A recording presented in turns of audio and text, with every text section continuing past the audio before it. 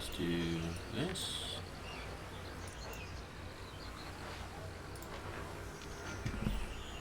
Skedaddle, skedoodle.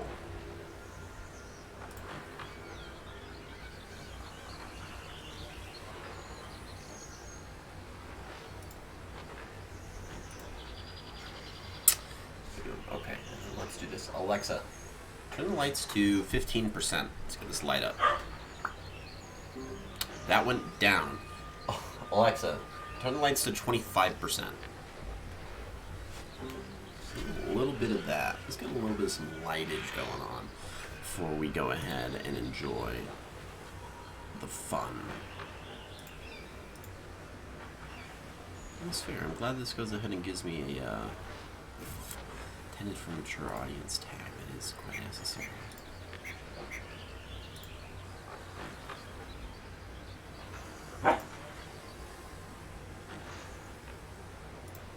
Boom. Alright, well, welcome everyone to our first go through Baldur's Gate 3 here on the channel. This isn't my first playthrough, period, but it's my first go through on the channel, which is going to be a lot of fun. I'm really excited for it. Ow. I'll take that way. I have my classic Dungeon Master outfit. This is the Dungeon Master from the show Dungeons & Dragons. Back in it's like an old cartoon that was way, way, way back when. But we are going to be putting my many years of Dungeons & Dragons 5th edition experience to, I guess, to the test, which is the best part.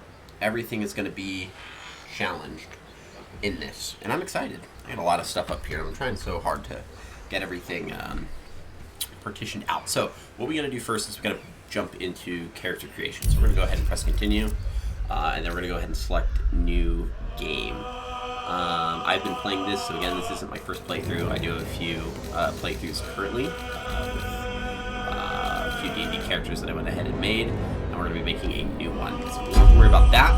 Now, one of the things that I do know, having played this, I'm on my second playthrough, I'm playing it through Explorer. My first playthrough, I beat the game on Balanced. Now, Balanced is about as faithful as you can get to the actual tabletop experience of Dungeons & Dragons in terms of combat, in terms of character progression, in terms of just the things that you have on hand and how that affects your characters, your decisions, and what you can do. Pretty much as faithful to the actual tabletop experience. We'll get into that throughout the gameplay. Explorer is basically taking the tabletop experience and then making it 1,000 times easier. And I haven't played Tactician, but eventually I'll get there. So we're going to go ahead and start this game on Balanced and journey through what we got going on here. I do have a set of dice for this stream through, which I have in my Wormwood case, but we're going to go ahead and watch this cutscene real quick.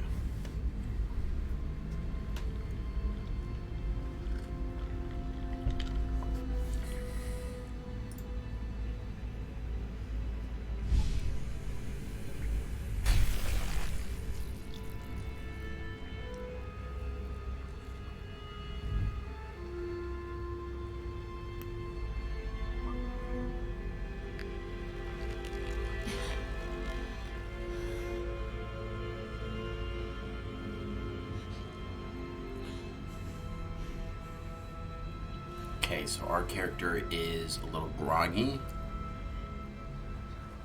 We've been captured by an Illithid, or a Mind Flayer.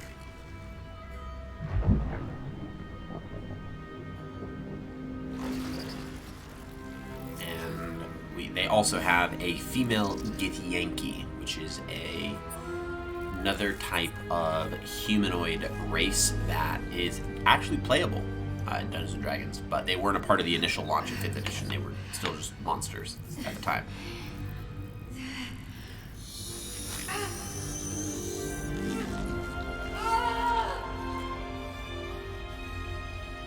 Alright, so good old Githyanki gets a Mind Flayer tadpole straight to the dome.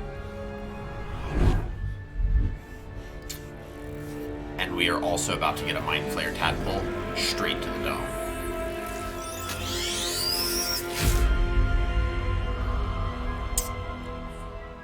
These little tadpoles are actually how Mind Flayers create additional Mind Flayers. It's the process of Xeramorphous, which is how Mind Flayers are created. They're not naturally born, they're aberrant creatures, and they're created from this like little tadpole, which designs to corrupt and contort. We are not going to reset. Okay, so important to note is when we're doing character creation, we have two different options. We can either make a custom character, or we can do an origin character. There's multiple origin characters to choose from, and we will find them throughout the game. But we are going to go ahead and listen to their introductions and get a little bit better of an understanding of who these characters are. So we're going to start with Astarion.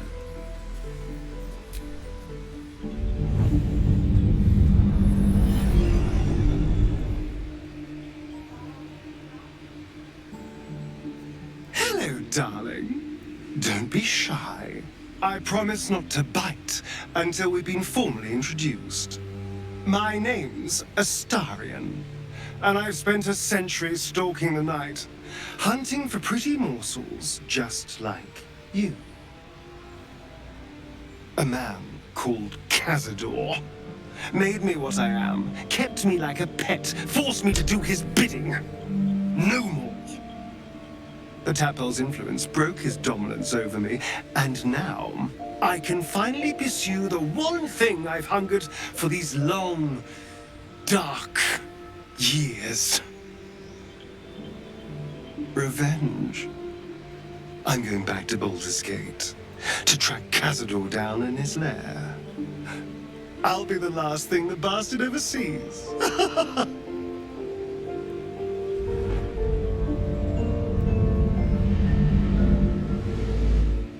So Astarion is a vampire who has been recently given a sense of freedom from his vampire master, known as Cazador Zas. So he wants revenge. Now we have Lae'zel. Oh, we probably should have read. Astarion says after 200 years serving a cruel master, the vampire spawn Astarion is finally free to walk in the sun, free to chase power, free to take revenge. And we have Lae'zel. This is the Githyanki we saw in that cutscene. Lae'zel was raised ready for a life amongst the stars, mercilessly conquering the cosmos as a Githyanki soldier. Grounded, she must deal with a world she doesn't understand and find a way to serve her people in a plane that despises her militant kin. The Githyanki are not from the mortal plane, they're from the astral plane, and as a result, they tend to have a really rough relationship with the rest of mortal kind. Since I was born in the cold reaches of world space, I have known but one purpose: to wield a silver sword and ride a red dragon in service of my regent, the Githyanki Queen Vlaakith. My first step on this path is to slay a Mind Flayer and bring its head to my queen. There is no flesh I will not carve, and no barrier I will not shatter to see it done. I am the one who sunders. I am the Undying Queen's most unshakable warrior. I am Lae'zel of Kalir.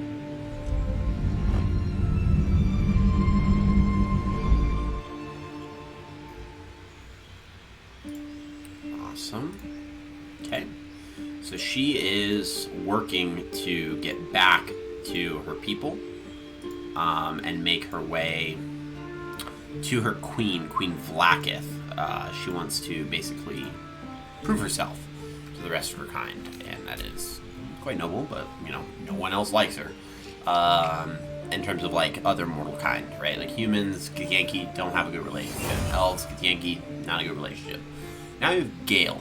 Gale is, says his wizarding prowess once earned him the love of Mystra, the goddess of magic, until his ambition led him to the brink of catastrophe. After this, we only got 3 additional ones, because we are going to ignore the Dark Urge, since we are not playing the Dark Urge. Well met, stranger. You find yourself in the presence of the renowned wizarding prodigy, Gale of Waterdeep. Please, no need to be intimidated. My virtuosic talents once caught the eye of the goddess of magic herself, Mystra, who named me her chosen, and her lover.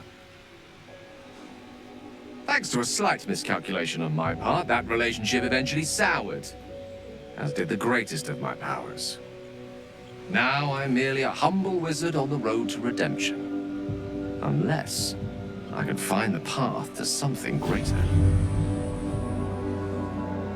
Wizard's ever the ambitious sword. So he is got this kind of redemption arc. He fell from grace.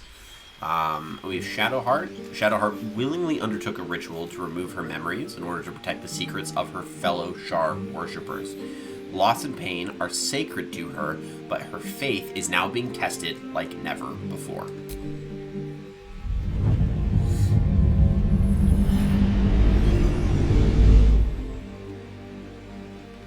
My name is Shadowheart, loyal servant of Shar, goddess of darkness and loss. There is little more I can tell you than that. My Lady Shar tasked me with a mission of such secrecy that I surrendered great swathes of my memory in order to safeguard the knowledge of it. All I know is that I must bring the artifact I hold to Baldur's Gate, and that nothing can stand in my way. My goddess is watching. Okay, so she's got a mission to bring an artifact that she's stolen back to her Shar enclave in Baldur's Gate. So she's got a little bit of a delivery quest. Now we have Will, known as the Blade of Frontiers. Will uses his magic to fell the monsters and devils that menace the Sword Coast.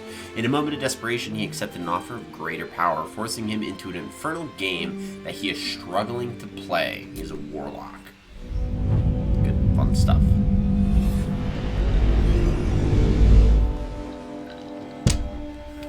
"7 years ago, I was exiled from Baldur's Gate, the city I call home.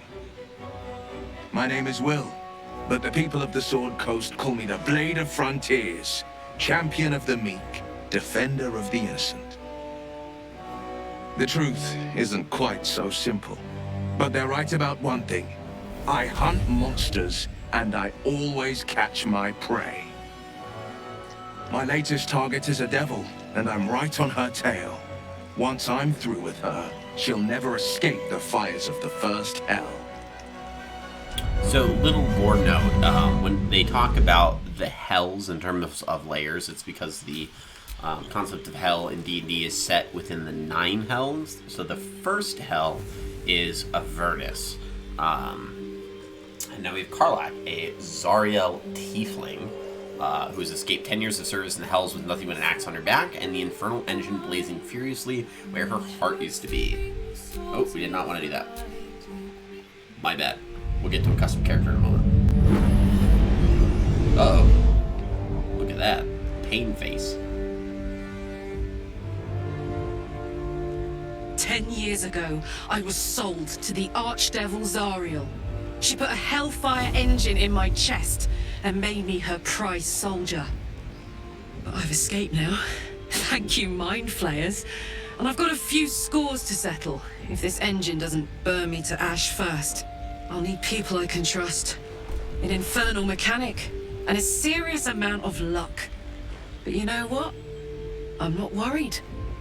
After 10 years in the hells, I can take on anything. I've got my chance at freedom, and believe me, I'm going home.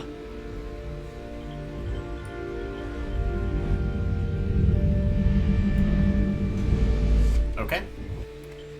So, those are our characters that we have, but we're going to go ahead and make ourselves a custom character, which is going to be fun. So we have obviously different body types to choose from, so we can choose the body type 1 or 2 for the male-female counterpart, which are basically your more lithe, smaller frames. Nobody knows what's coming in with the hydration and the stretch.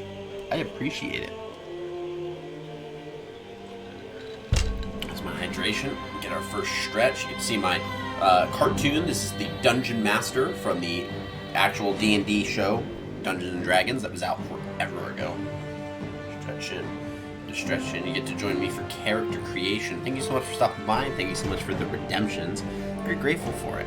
So I'm excited for you to go ahead and join me as we begin. We do have our 2 body types to choose from. So these are the initial frames. These are your lithe, your small frame forms in both the male and female counterparts. Then you have body type 3 and 4, which are the bulky, the strong. we're going to stick with body type 4 for just right now.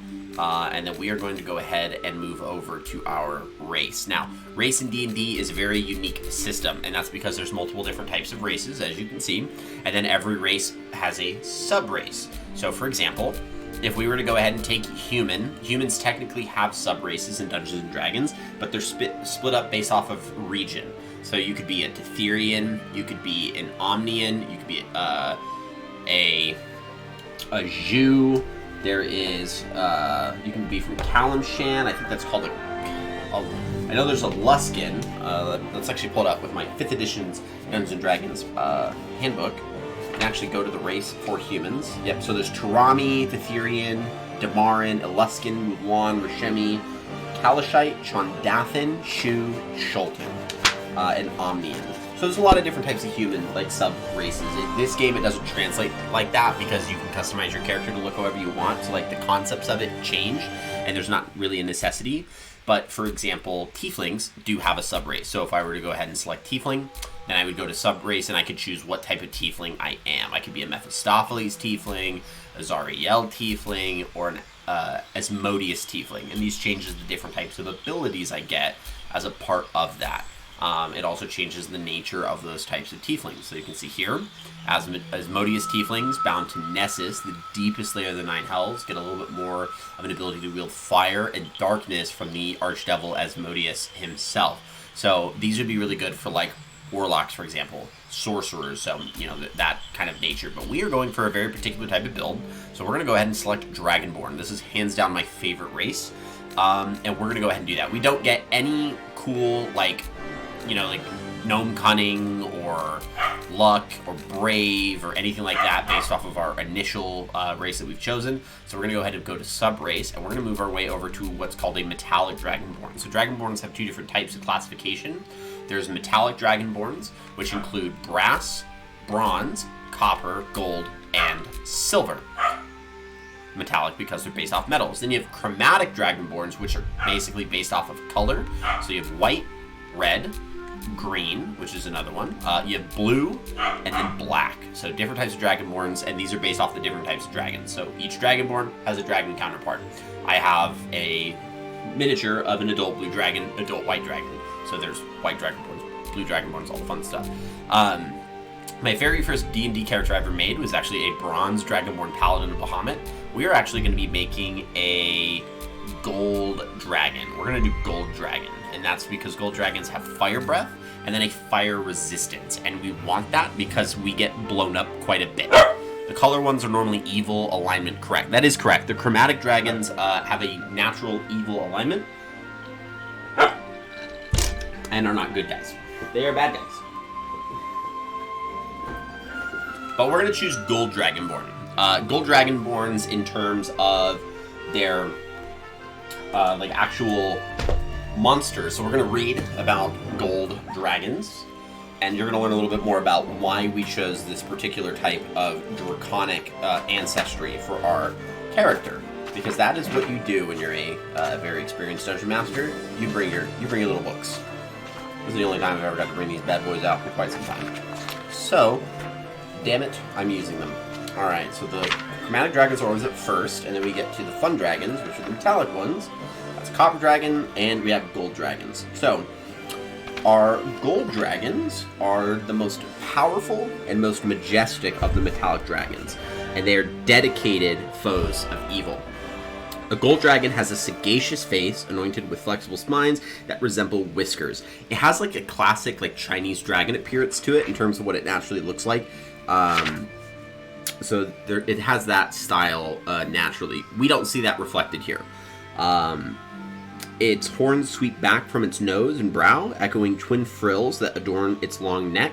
A gold dragon's sail-like wings start at its shoulders and trace down to the tip of its tail. So even its wingspan's a little bit different versus like having two naturally produced wings from like the shoulder blade. Their wings extend along the length of the body. They're devourers of wealth and can eat just about anything, but their diet consists of pearls and gems. They're reserved shapeshifters, and they're master hoarders. These are the pretty much the most vainglorious of the metallic dragons that you can get to.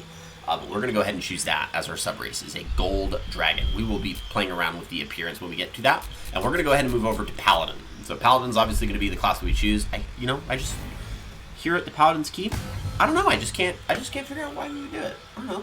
But there is some abilities that we're going to go ahead and get, and I'm going to walk you through kind of what we're seeing here and the nature of what it is that we're seeing here. Now, I know because of my camera position, there's a lot on the right-hand side of the screen that you're not going to be able to see, and that's fine. I will explain everything about my character like as best as I can. So, whenever you pick a class in Dungeons & Dragons and you make a character, you start off with getting initial class actions and then class proficiencies. So, for example, we get Lay on Hands. This is an ability that Paladins do get at level 1. And it is an ability that goes up in level as they level up in the Paladin class. So the more class levels of Paladin that they take, the more Lay on Hands that they go ahead and get. Now, Lay on Hands has very basic function. It heals stuff. Boom. The way that it works in game, though, is different than in the tabletop experience. The tabletop experience is based, you get 5 points of Lay on Hands for every Paladin level that you acquire. So at level 1 you have 5, at level 2 you have 10, level 3 you have 15, so on and so forth. And you can use them differently. So you can spend it to heal a hit point per point that you have. So if I have 5 points of Lay on Hands, I could heal 5 HP. Otherwise, I could expend 5 full points, which is why they give you 5 at level 1, to remove a status effect. So that status effect based off the book allows me to cure diseases and neutralize multiple poisons. So I could basically replenish someone from some other type of more naturally afflicted condition. Divine Sense is also an ability that we get at first level in the tabletop experience. It works differently, so it's a very unique how they took this. Divine Sense in the game, the tabletop experience, does not do what it does here. It just tells you, like, hey, there's celestials, fiends, or undead, and they're nearby. And it highlights them for you. So you can be like, hey guys, behind this door, we got some undead.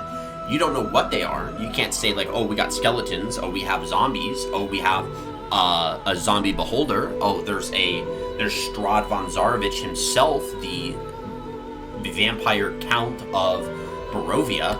But you could be like, yeah, there's an undead behind the door. So let's be careful. In game, it's going to give me advantage on attack rolls against celestials, fiends, and undead. We're going to be able to get a lot of use out of this in the mid-ish game with fiends. So it is going to be a little bit selective, though.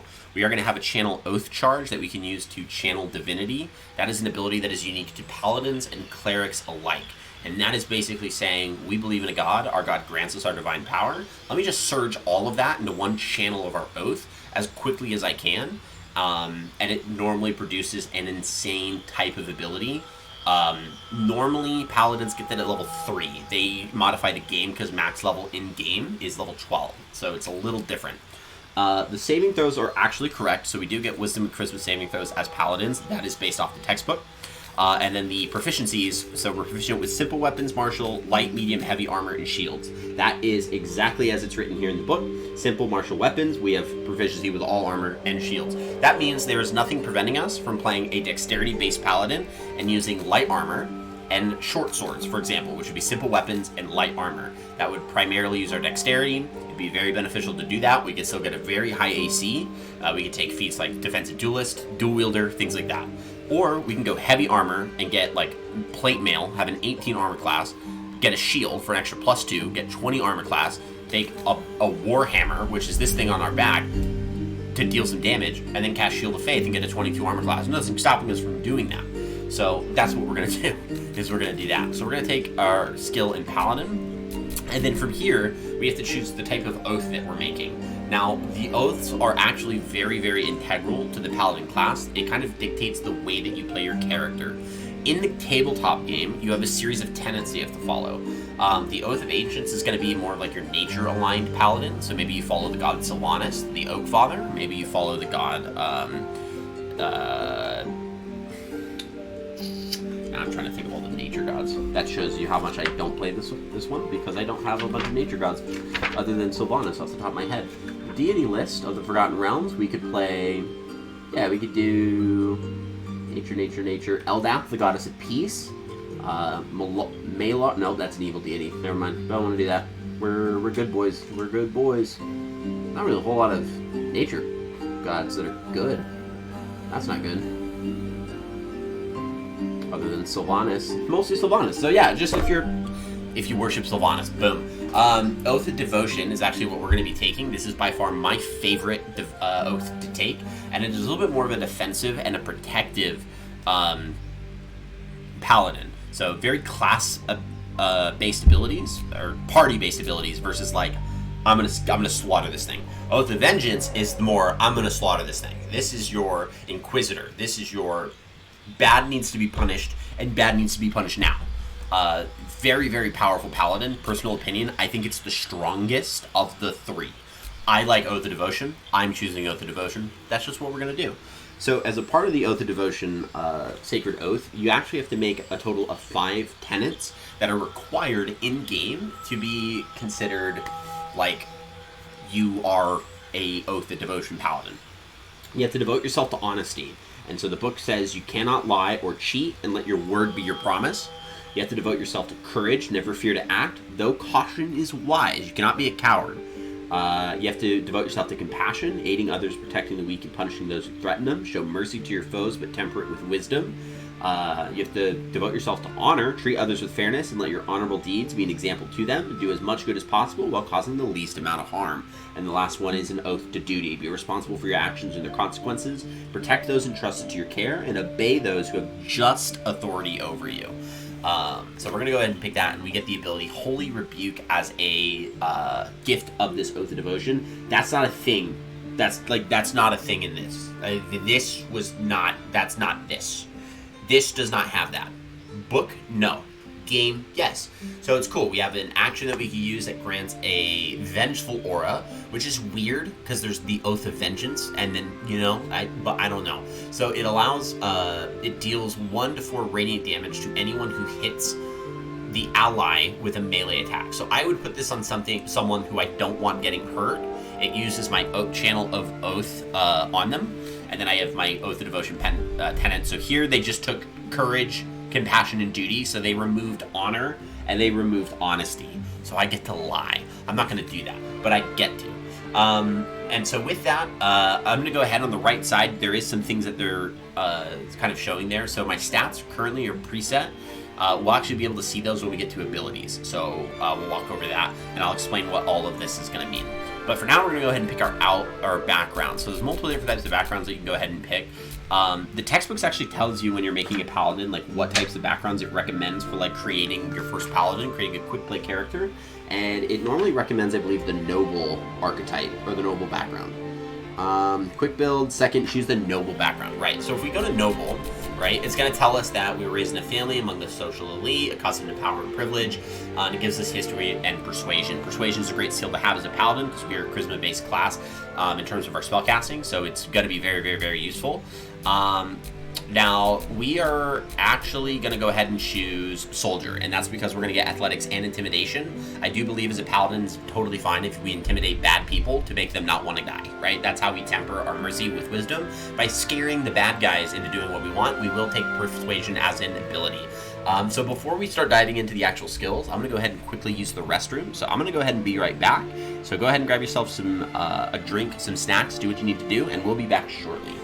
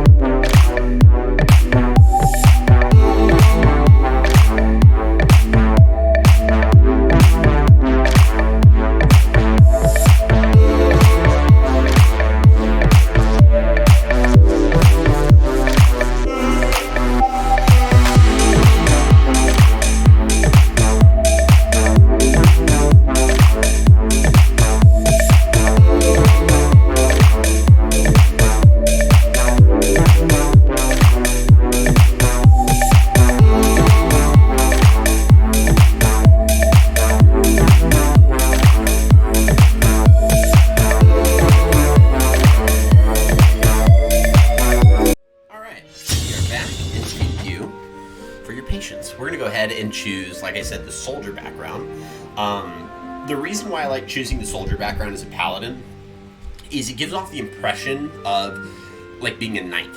And being a knight who has served in some capacity. In the Dungeons & Dragons world, the paladins function in terms of like paladin orders.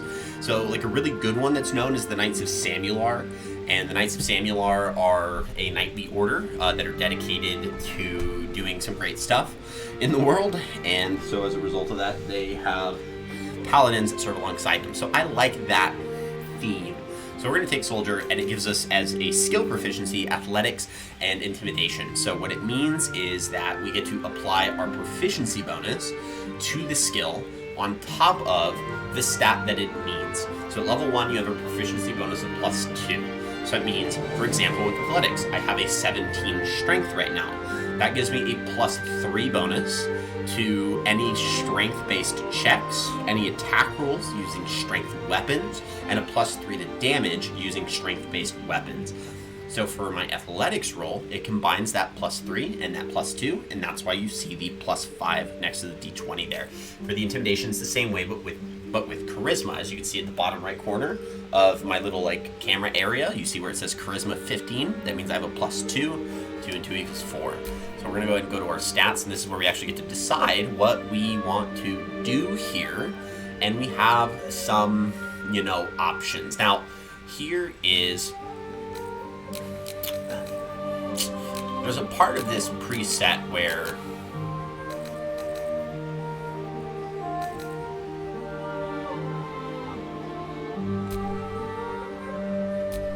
let's go ahead and... yeah, we'll leave this as is. I want to see. Dexterity +1 is not terrible. We definitely don't need intelligence. We're going to be big dumb. And wisdom is decent to have. So we're good there. And charisma, we want to get to 16 at one point. We want to buff up our constitution as decently as we can. While maintaining a maximization of our strength so that we can kill people. So we're going to go ahead and use... because we can't bump that up without taking an extra point there, right? Because it takes 2 for some reason. For some stupid reason, the green ones take 2. Big dumb.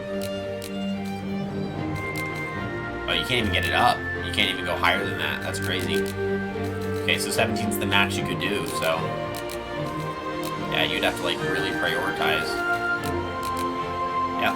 And then we get to apply our different bonuses. So as you can see, we're going to go ahead and do 2 for our strength because we want that. And 1 for our charisma because we want that too. That actually is a little bit better, but it doesn't help us in the long run. So I think we're going to do that so we can get that. There's a reason for that. I'll explain it later. Skills. So we have 2 skills that we can go ahead and assign in terms of what we have. So we're already proficient in athletics, and we're already proficient in intimidation. So we're going to go ahead and choose persuasion. Or actually, we already have that. So it gives us persuasion, and then it's telling us to take insight, and we can choose between religion or medicine as our other options. Now, me personally, I like insight. We're going to take insight. We're going to keep it as insight. This is your ability to kind of like read people. And, kind of figure out if they're lying or not. I forgot to do intermission. I forgot to do the breakdown of what the different skill or the abilities mean. So you have strength, dexterity, constitution, intelligence, wisdom, and charisma. And I always like to explain this to new players in terms of tomatoes. So strength is your ability to crush a tomato. Dexterity is your ability to finely slice and dice said tomato. Constitution is your ability to eat a rotten tomato. Intelligence is what tells you that tomatoes are fruits by classification. Wisdom is what ensures that you don't put tomatoes inside of a fruit salad. And charisma is your ability to sell a tomato-based fruit salad. So that's how I explain it. Good stuff. Now we get to the real part of the game. Character creation. So we have big boy, body type. And now we get to do our voices. Hells. It's a... More of those There's magic keeping this chest. What was that? Hells. Something just woke up down here. I like that. A little menacing, dark. I like it. Okay, let's look at our faces.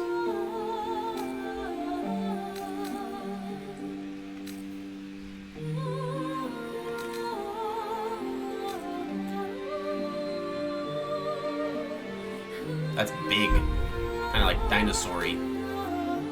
Granted, I'm a giant walking dragon boy, so that's...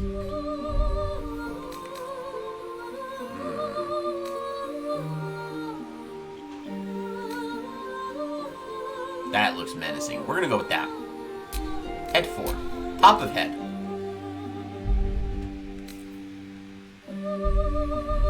That's actually really cool. This weird, like, plate of horns with one awkward horn sticking out. We have the reptile frills, the predaceous crest, the spinous crown, the halberd blades, it's like hooked like an axe, the proud phalanx, and then we have the malefic. Oh, it's got like tendrils in the back. That is low-key kind of dope. I think I want to go with the goblet handles, because that is menacing. We want menacing. We want to look like a terrifying knight that loves people and takes care of them and keep people safe. But we don't look the part. We look mean. So we're going to do that. Chin. We have different chins we could take, so we're going to go ahead and filter through our chins. Oh, calcified. We have stentorian, the waltzing fangs, the chinticle. I don't like that. The cliff jut, the jewel point, the stalactite, the hatchet spike, the apogee, and the pinnacle. I like the apogee because it fits with the rest of the frill. So we're going to do that because it matches what he's got going on in his jawline. Now for jaw, we might actually change this now. Now that we're picking a different jaw. Inverse crown, the concise strength, the shark fins, the dragon glass, that was actually really cool. The nest needles, haunting stylus, the coral ridges, the porcupine chomps, the royal plateau, the somber calamity, and the jaws of ruin. We're gonna go ahead and choose the dragon glass, and then go back to our chin.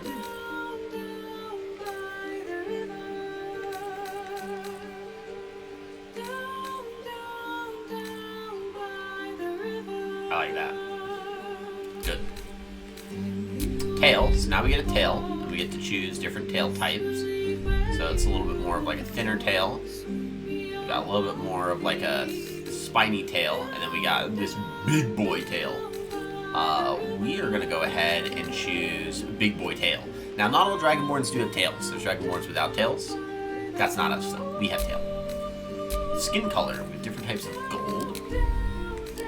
So we can choose the level of gold that we are. Gold 4, gold 5. I don't like that the highlights are changing in weird ways. Gold 8, it's got a little bit. That's one solid gold. Gold 10, I like. Ooh, I like that. I like that. I like gold 11. We're going with gold 11. Do we have heterochromia? No. We do not. We have, oh god, black eyes. Oh, no. White eyes. I like that. I kind of like that. Pink eyes. Yellow eyes. Blue eyes. I like that too. I'm gonna do that. Eye makeup. That's a thing with Dragonborns? I know Dragonborns wear makeup. This is a little weird. I don't know what to make of this. Alright, we're going no makeup. I can't see it. Lip tint? No. Piercings. Oh. Oh boy. Oh, we're not worrying about that. Is there like a bull piercing?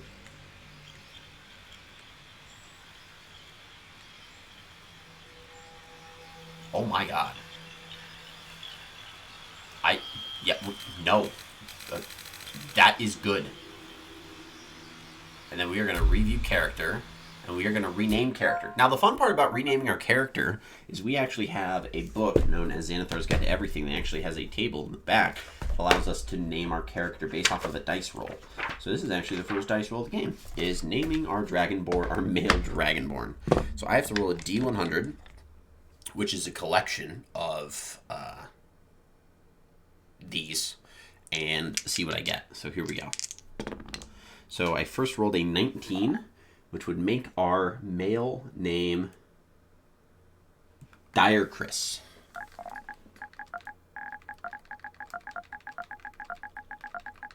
Dire Chris. I'm going to re-roll it one more time and see if I like the second option. Just for funsies. And the second one is a 29, which would be Gorbundus. We're changing it to Gorbundus.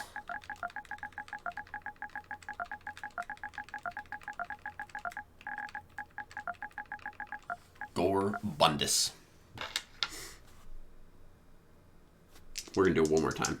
I think we're sticking with Gorbundus. We're going to see if we get anything that's cooler. We got a 6. A 6 is Azak. We're sticking with Gorbundus. Now we choose a clan name. Let me roll this again. We got a 43, and that's Jarthraxen. So I hope I can put this name in here.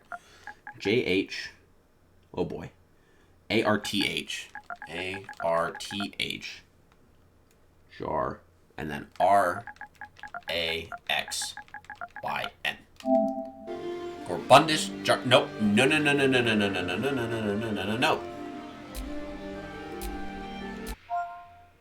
Not Jarthraxi, Jarthraxen. Oh, it is Jarthraxen with... It actually needed another N. So we're going to do this. Review character, rename. No. No, we don't have enough. We got to change our first name. Gorbundus needs to go.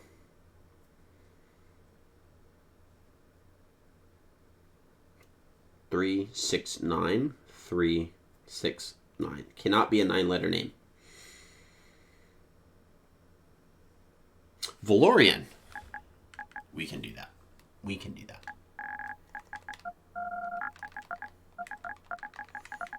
Valor-E-N Jarthraxen. Boom! That's a name right there. Get wrecked. That's... Now, unfortunately, we do need a guardian. With our guardian, we're going to allow this to be a little bit more not specific. We are going to randomize as a male. And we're going to randomize again. This gives us a wood elf. That is a forest gnome. Drow half elf. Another forest gnome.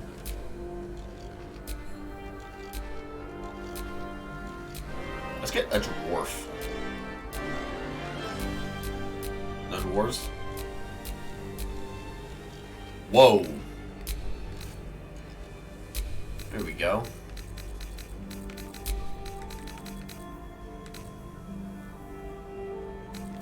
That's dwarven.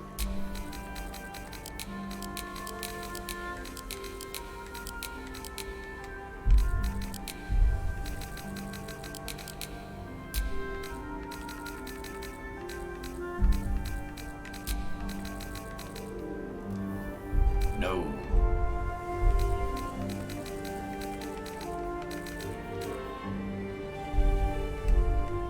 Yeah, that'd be fine.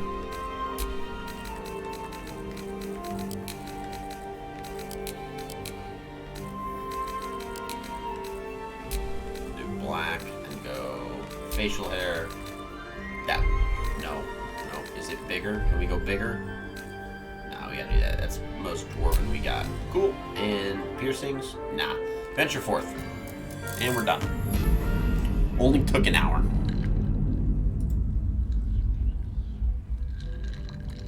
That is totally Dungeons and Dragons. It took us 1 hour to get through character creation. By that I mean to explain character creation. Uh-oh. That Illithid is very dead.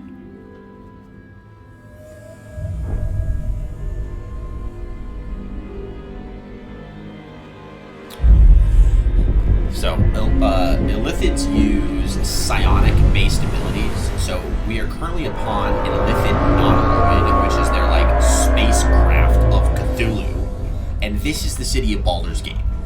So, Baldur's Gate is not prepared to see a massive Illithid flying in the sky. So, it's natural that dude over here is like, not sure what to do, but getting ready to start ringing some bells.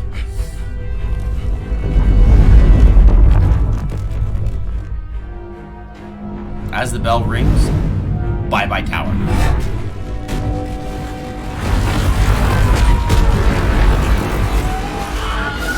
Now, it's important to know that as the tentacles are touching people, it is capturing them. So this is going to be the explanation for why we are on this nautiloid, is because it kidnapped us. But, oh no, this nautiloid has visitors. In the form of 3 adult red dragons being ridden by Githyanki. These 2 races are at war with each other. They are mortal enemies. Bye-bye. So you see how he holds on to his arm? While he's a part of this nautiloid, he feels that pain. Dragon goes ahead and picks up his rider.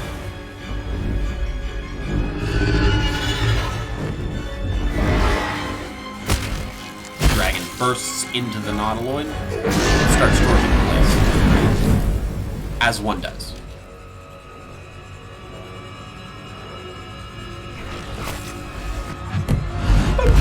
Bye-bye.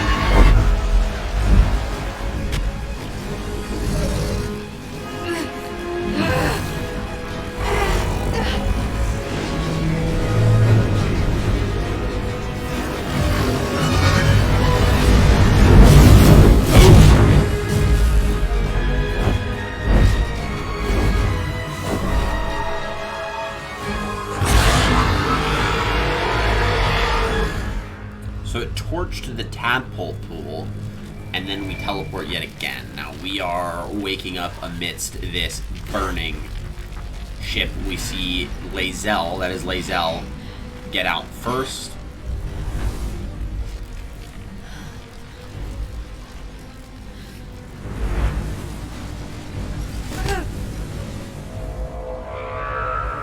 Now, this new location that we are located in is the first layer of the 9 Hells. This is Avernus, where we see the raging blood war between devils and demons rage forth amongst its fields. You know, those are imps, those are devils, very lowly level devils. They're not happy that we exist, so they're coming in to yeah, not a good spot to be in when you're a lowly little paladin stuck on a nice little, you know, nautiloid. Just happens.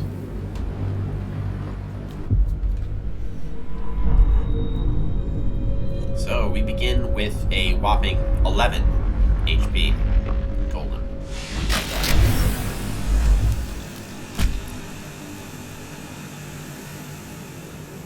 We do have our little pallet investments on. A nice little set of chainmail armor, I believe, with our paladin stuff. My head. Little warhammer and a wooden shield, which we do have. So we are shielded up for now. We have Paladin Oath in their tenets. We can go ahead and read this. You have sworn an oath, Paladin, a promise to uphold your tenets at any time and at any cost. It is a weighty destiny, but it is one your beleaguered shoulders must bear lest you falter and warp into a most avarice being indeed. Remember your tenets, Paladin. Remember your purpose. Remember your promise. As a oath of devotion, you wipe away the languishing tears curling on an unfortunate cheek. You hold them, whisper words of comfort, and stand your steadfast self before their tormentors. For the weak to grow strong, Paladin, they must behold a paragon of loyalty, of strength. You. Good. We have some characteristics in which, you know, just kind of is where we can learn about conditions, resistances, things that we have. We only have a few reactions. We can learn a little bit more about our character just kind of as we go through. This is good too, so we are...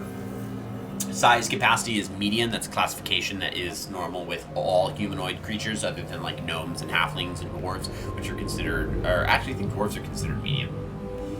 Maybe they're small though, but I know halflings and gnomes are considered small. We have a weight of 200 pounds, But we have a carrying capacity of 420 pounds. So that's how much we can carry on our persons at one time. We have a dark vision range of up to 7 feet. And we have some tags. So Baldurian, Dragonborn, Humanoid, Oath of Devotion, Paladin, things like that. Those are our conversation tags. Might still be stuck inside if we hadn't been attacked. So we get to investigate this Nautiloid shield. Not everyone Nautiloid made it ship. out alive. Not everyone made it out alive. That is very, very, very true. A rune slate and an onyx. Can we examine it? Oh, we are going to take that onyx, though. We can sell that. Goody, goody, goody, goody. Love it. All right. Now we do have here a cartilaginous chest with 12 gold. We will take ourselves some gold, and then we will go ahead and run back. I do want to see real quick if we open up our character sheet. We do have some javelins. These are throwing weapons that we could go ahead and throw amidst combat. I want to know if we remove this. Let's unequip that. And unequip that. Warhammers are allowed to be two-handed.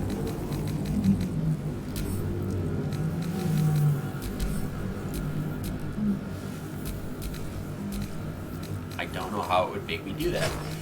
Oh well, we'll put our shield on.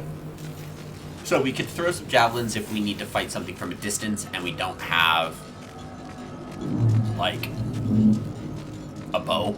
We're not a dex-based class, so throwing weapons tend to be, like, our range. Or crossbows. Crossbows are for, this. Lucky I made it out. Or throwing weapons. Crossbows are for throwing weapons. Mind Flayer Pod, the Dead Mind Flayer, we got a Topaz, we have the Nursery. This is the pool that thing came from. The parasite now writhing behind your eye. Good old Illithid Tadpole. We're going to investigate this pool. We get to make our first official roll of the game. We have to be a difficulty class, a DC of 10, using our intelligence modifier, which is a -1. So we have to roll an 11 or higher in order to succeed on this roll. We rolled an 11, and so we got a 10 as a result of that. The casing is So fragile. we succeeded. The slightest touch could cause it to crumble. We will reach towards the pool and let it crumble. So we took 3 points of damage from that explosion, and it was 3 points of force damage. We're going to go ahead and restore. I feel better. And we are going to move forward. We're going to go through the sphincter. So we have some stuff to investigate here. We got a little goblin. Take some money. Over here. Rain jar? Nope. Disgusting.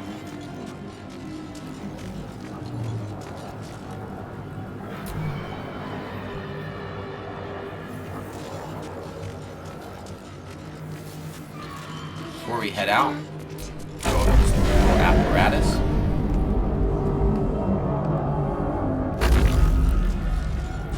We're here to speak to Mirnath.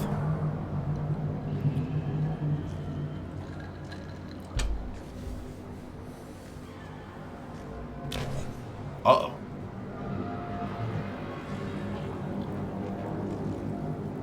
Yes, you've come to save us from this place. From this place you'll free us. The exposed brain quivers in expectation. Please. Before they return.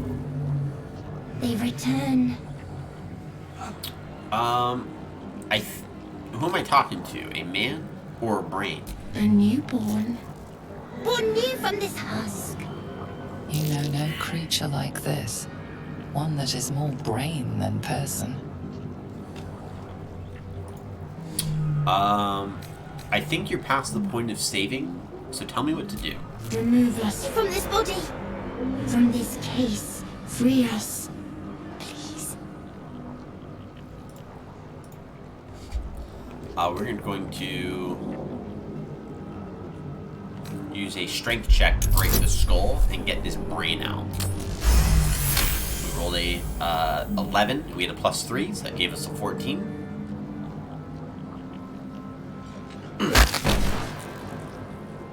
Skull broken.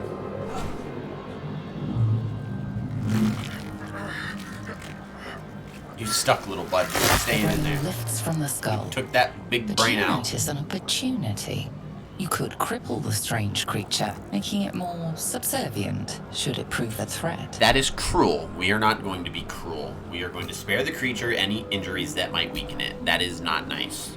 We are a paladin, darn it, we have to act like one. Granted, I don't know if holding the brain thing would be a part of that. The creature you see before you is called an intellect devourer. These are actual creatures in Dungeons & Dragons edition that are used by mind players, and they absolutely are a nightmare. They are a statistical little nightmare. A fun little part of the intellect devourer, if I go ahead and pull up the stat block for you. HI, so we gotta follow the alphabet. Alphabetical order is our best day. So intellect devourers are these little brain creatures, right? And they have an ability called Devour Intellect. So it targets a creature that they can see within 10 feet that has a brain. They have to make a DC 12 intelligence saving throw, or they take 2d10 of psychic damage. On a fail save, you roll 3d6. If the total equals or exceeds their intelligence score, the score becomes 0, and they are stunned until it regains at least 1 point of intelligence. So it turns into this like catatonic state of like, I'm dumb. We must go to the helm. At the helm we are needed. What's at the helm? The brain tenses, as though querying an unseen advisor. Do you not hear it? We will not survive here. We are needed to navigate. We are needed to leave this realm. Right. Alright then. What should I call you? Us. We are us. We are us. Sounds good. Us. We will go with us. So we are going to click. Alright, let's go. To the helm we go. We are going to the helm. So, we have us as a little companion. So this little intellect devourer is just going to follow us around. What joyous fun. Alright.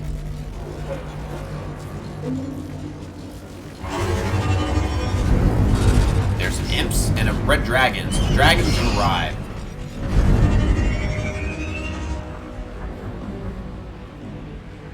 Oh, there's Lae'zel. Longsword in hand.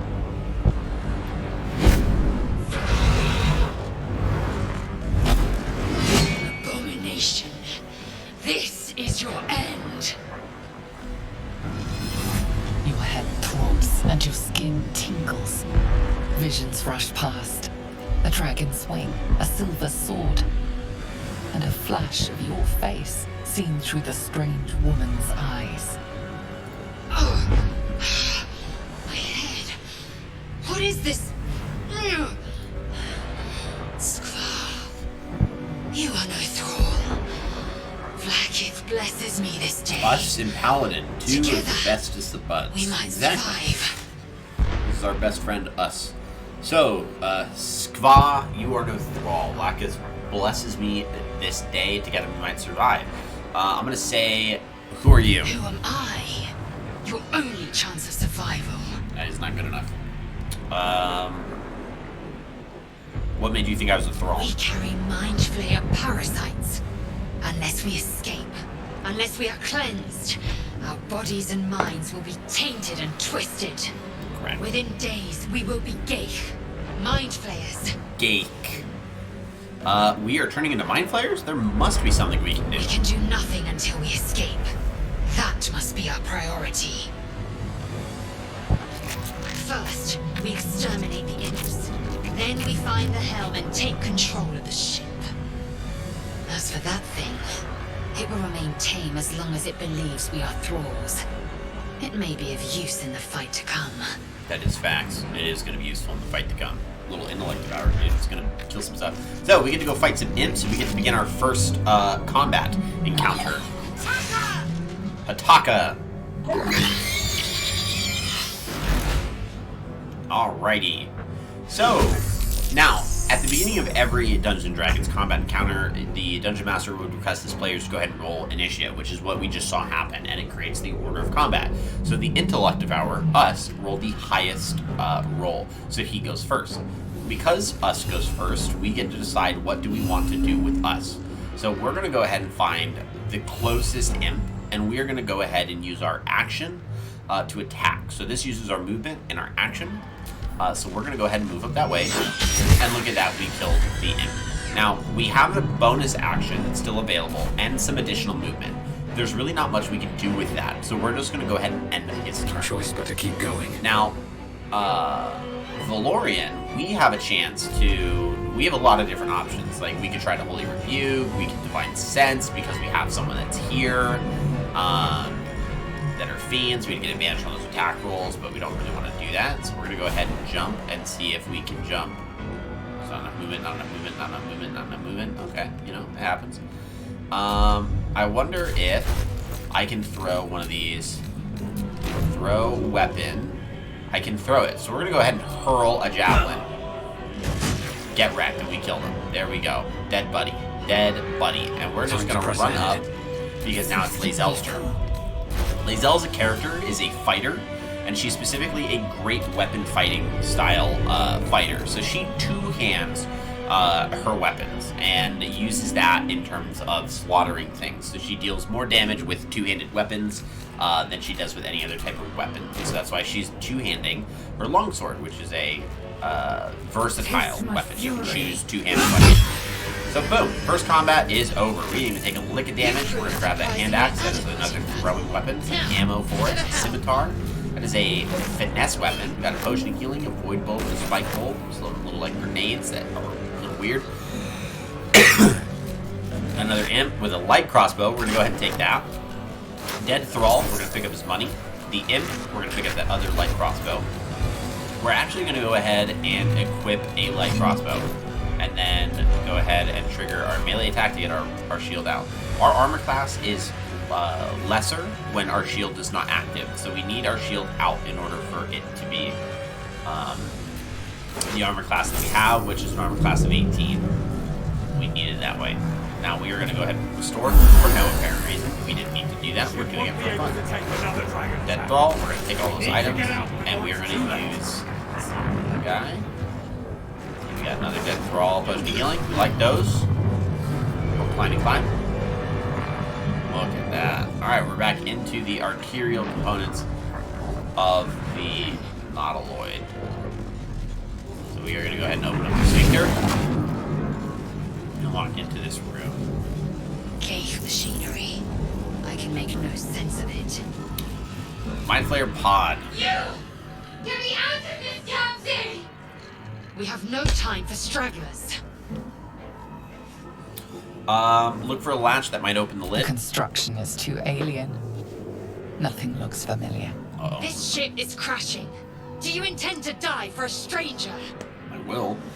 The pod's stuck fast. I can't free you. I'll go look around. There must be a way to get this thing open.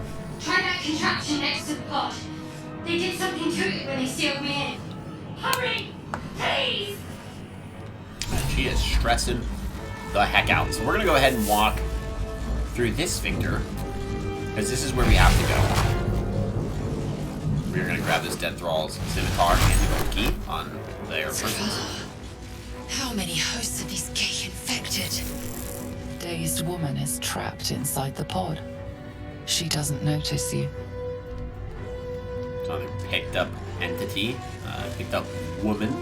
We're going to open up the cartilaginous chest, and we're going to grab this Eldritch Rune. We need that for what we're trying to do here. We'll grab the bottle just so that we can sell it.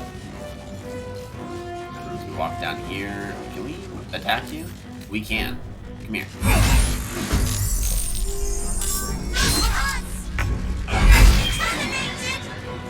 Oh no! We probably shouldn't have done that. Dang. That's a rift. And lethal. I wonder if there's a... Yeah, we'll load our autosave. I want to keep us with us because we kind of need us. That's a bad decision. See, this is why you gotta be very careful what you do in this game. Otherwise, you're gonna do a whole bunch of this. Way to go. Way to go, Paladin. Way to make everything messy. I'll skip through everything as we fly through it really quickly and get us where we need to be. Unfortunately, we only had an autosave that was right here. You gotta be very careful about making bad decisions in this game because it's not always a prevalent option. Yep. The construction is too... Yep. Boom. Rescue the illithid captive. You. Grab. How many hosts are these gay You. infected? Yep, cool. They... Run out. Cartilaginous chest. Take. And we're gonna use this. We're gonna push this button. As you place your hand on the pod, you hear something. A presence connected to the pod, commanding the person inside to change.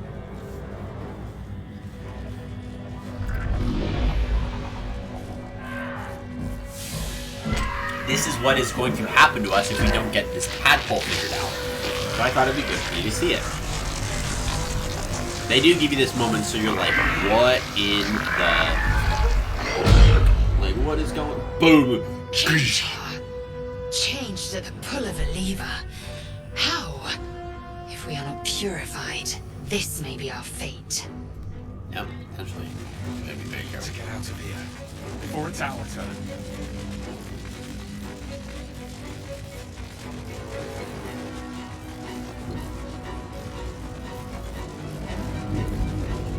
Over here. Grab the burnished necklace and open the reliquary with the key that we got. Run over to Shadowheart in her little cage and touch this. Get it open.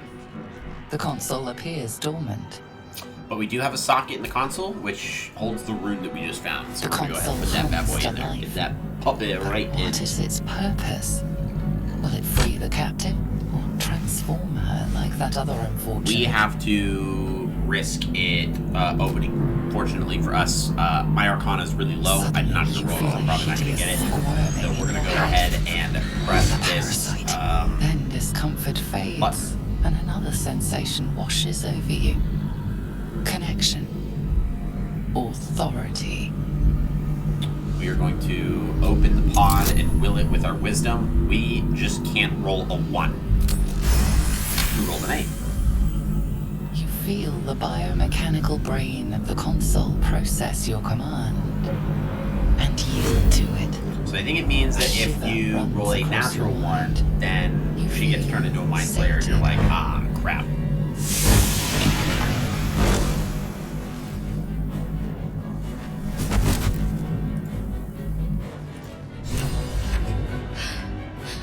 At last.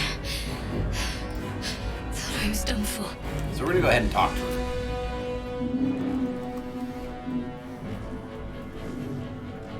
I thought that damn thing was going to be my coffin. Thank you.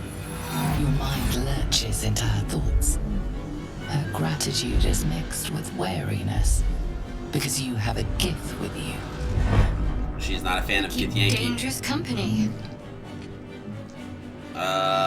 Dangerous company is what you need in a fight. Fair point. Looks like there's plenty of fighting ahead. Let me come with you. We can get off this ship and watch each other's backs along the way. Alright, let's get going. I'm Valorian Jarthraxon. Shadowheart. One moment.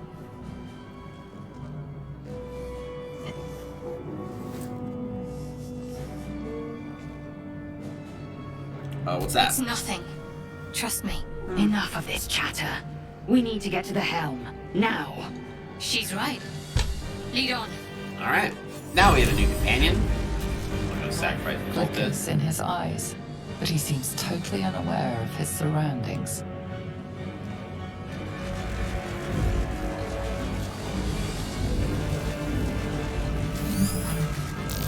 Annihilate. Ionic energy radiates from the prison.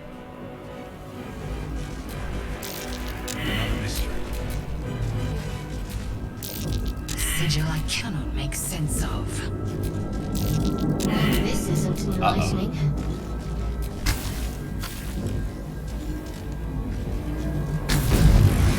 Oh, they're up. She is hostile.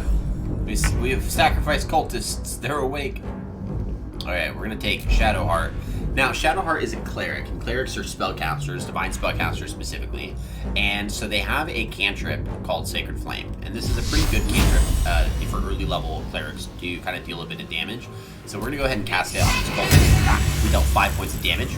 Beautiful. And then we're gonna move Shadowheart just over here to the right and a little bit up. And we're gonna end that turn. Now, Lae'zel is gonna go ahead with her bonus action. We're gonna have her jump over this guy and get to the back. And she's going to make a single attack roll against this cultist, in which she killed him. Still breathing. Our paladin is going to go for this dude and move up here and make that attack, and then he's dead. Simple stuff, right? Simple stuff. And all of our good old pocketed items.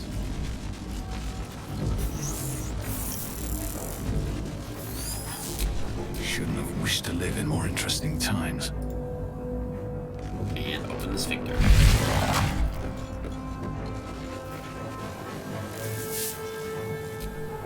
Mind Flayer halted. We are nearing the helm. Once inside, do as I say. Who put you in charge? I'll trust my own judgment. Kanyank.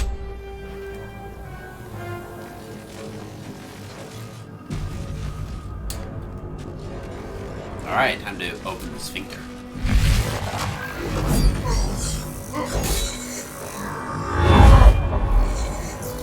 Alright, so we have what is considered Cambion devils that are fighting the Malignant Mind Flayer.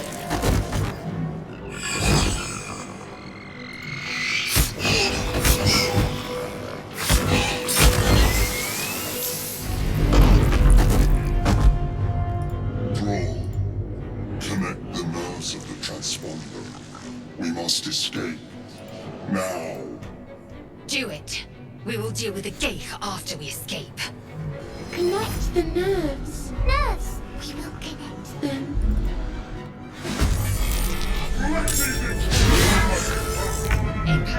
Alright, so now we got a large-scale combat at our hands.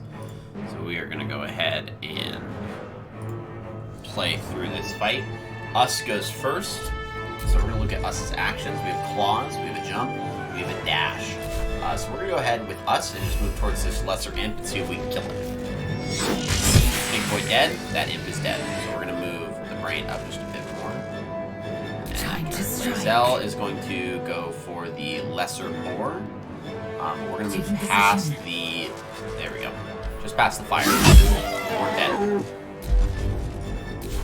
Never a dull moment. For this guy, we're going to go ahead and actually we'll make a ranged attack against this lesser imp. Light crossbow. Dealt 5 points of damage, and then we are going to move directly up. And we are going to cast Divine Sense on ourselves. So we can have that advantage on attack rolls against fiends, which we're going to be using once we get up to this guy, Commander Assault. I'm ready. Alright, now with Shadowheart, we are going to go ahead and cast that there's Sacred Flame, which should hopefully kill the imp, which it did, and we are going to move our butt up. And then we are going to go ahead and use a bonus action for Shield of Faith and put that on our Paladin. So that he has now a 20 armor class, and we're going to go ahead and end it there. Oh, dang. He is currently stunned. We are going to go ahead and use our dash action with Us and move him over here. Get him around the commander, get him up there. I'm fury. I'm death. Lae'zel is also going to dash. Get herself kind of right up here.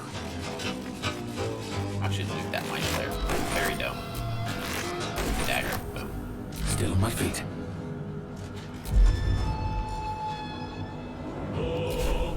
Breathe deep and move. We're gonna cast Holy. Is this concentrating with it? No, we're going to cast Holy Rebuke on the Mind Flayer so that the demon takes damage when the Mind Flayer is damaged. And then we are going to run up with Shadowheart. Person. We're gonna hold up to cast Guiding Bolt when we get our characters here. But for now, we're gonna go ahead and save him, which he saved, so no damage is taken. That's fine. That happens. Mind Flayer goes ahead and Technical Lash, deals some more damage. We're gonna go ahead and hit him, take some damage for a turn. We're gonna go ahead and get us right behind him, and we are gonna do Claws against him. Miss, no problem. Let's get Lae'zel right up on him and use an attack. 4 points of damage. Is what it is. And Pommel Strike, so we can daze him. We dazed him. Blood comes easy these days. One day I'll We're catch gonna a run up, break. and we have advantage. We should have advantage on.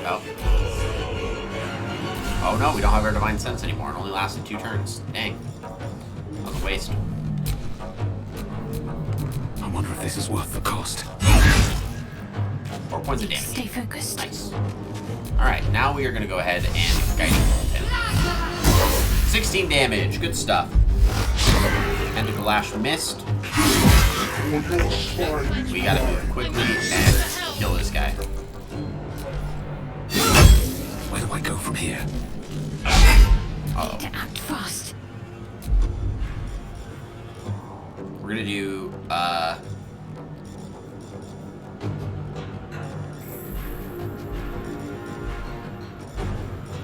save the point. 3 points of damage. Nice. Get him! Tentacle Lash.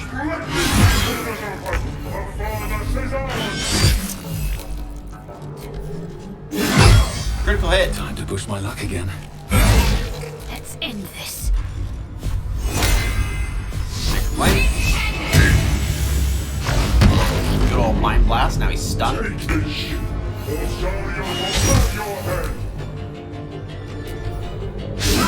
Well, so much for peace. Okay, we gotta try to kill him.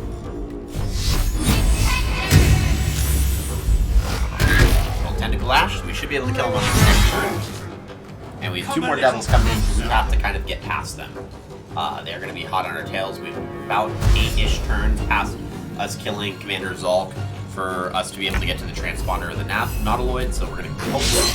Okay, not killed there. Let's see, 6 points of damage? 3. Another fight. Let's go. 3. There we go. Let's go ahead and loot him. Grab the Everburn Blade. That's why we killed him, buddy. And then let's go ahead and move up to this Mind Flayer and loot him. Oh, never mind. We got more peeps coming. Hurry, before they strike. Hurry before they strike. Yep. Let's go ahead and grab that Mind Flayer. Roll. Good My stuff. faith will protect me. Oh, the Mind Flayer's evil now? That is not good. This is not good at all. I didn't think that Mind Flayer was actually bad. Dang. That is not good. Lae'zel can do this. I believe in her.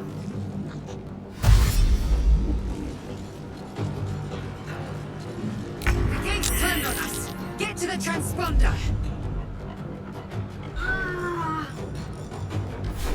Dash action.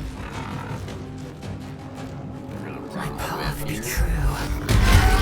Nope, our party was defeated. Okay. That's not good. So we want to get that Everburn Blade, but it looks like we need to have difficulties of the Mind Flayer that he fights. So we're going to have to deal with that. Hopefully, we can try to find a way of getting him to kill Mind Flayer. This is going to be a little tough. Do it. I know. Yep.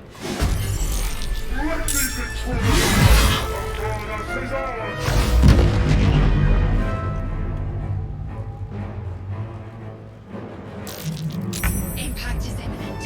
I must connect the helm.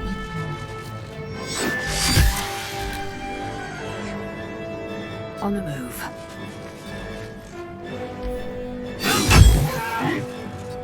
Can't afford to let up. Onward.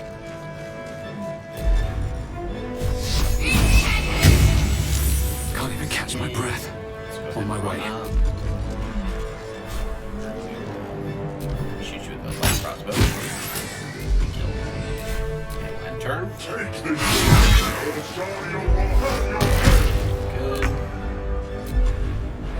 Alright, let's go ahead and dash. Get you all the way up there. I am fury. I am death. Dash. Get you all the way up there. What's the plan? Go ahead and move up.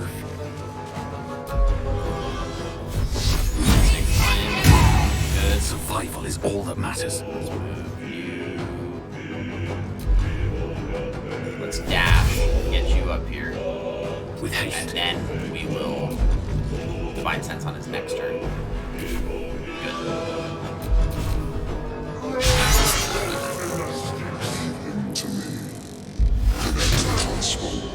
No, I want his sword. No, the devil. Take the transponder. No, we killed Devil. Devil bad. Got to keep fighting.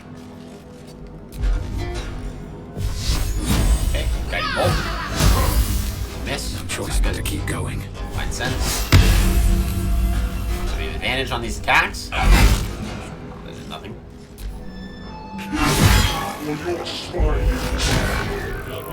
No time. I must ready.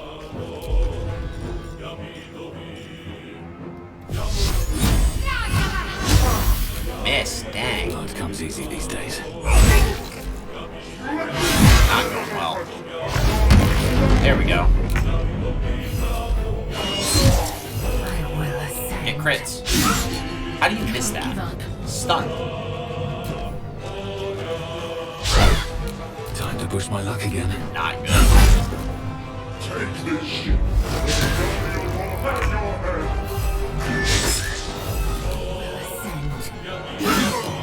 We are getting screwed on attack rolls. We are probably not going to survive this. Come a little closer. Might have to reload this. We'll do what we can. We want to get that sword, baby. That sword's cracked.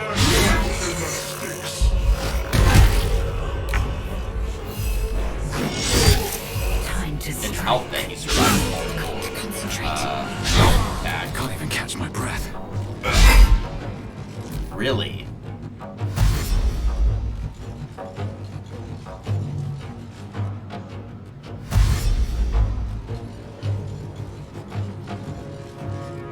Your spine is mine.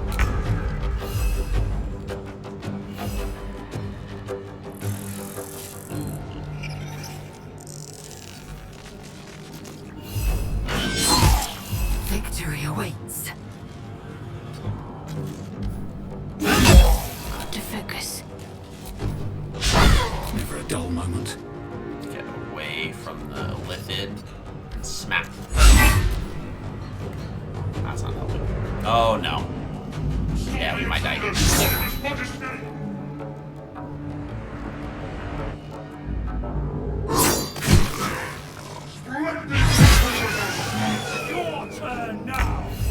Yeah, we do not have the capacity to kill him there. So we're going to reload that. We can kill him, but we need the Mind Flayer to do the majority of that damage.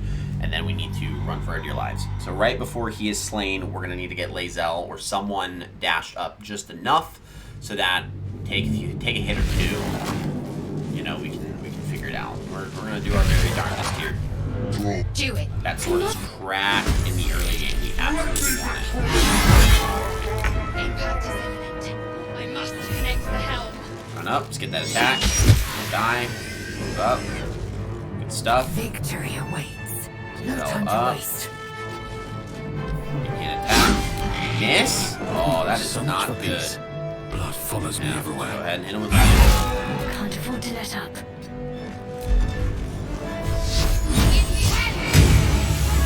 Not off to a good start.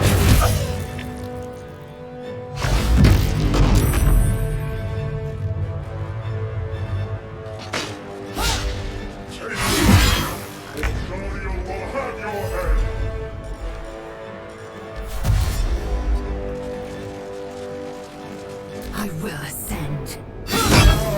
Make way. Survival is all that matters. These boots have seen everything.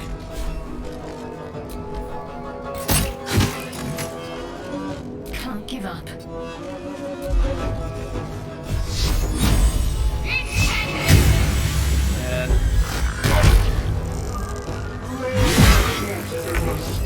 How's he already half health? I am fury. I am death. No time to waste. I wonder if this is worth the cost. Can't slow down.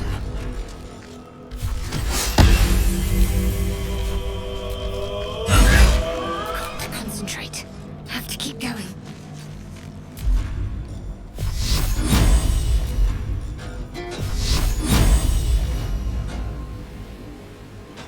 It's too close.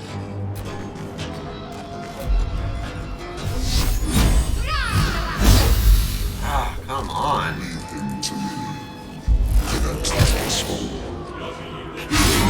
Or your spine is mine. Reach the helm. Another fight. Let's go. Talk to me. Doesn't help that we're missing all these attacks.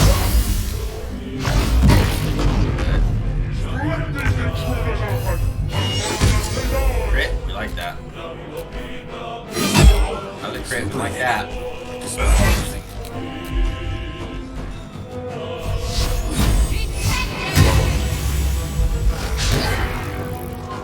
Take it. Or Zodiac will have your head. Still on my feet. Best be on my way.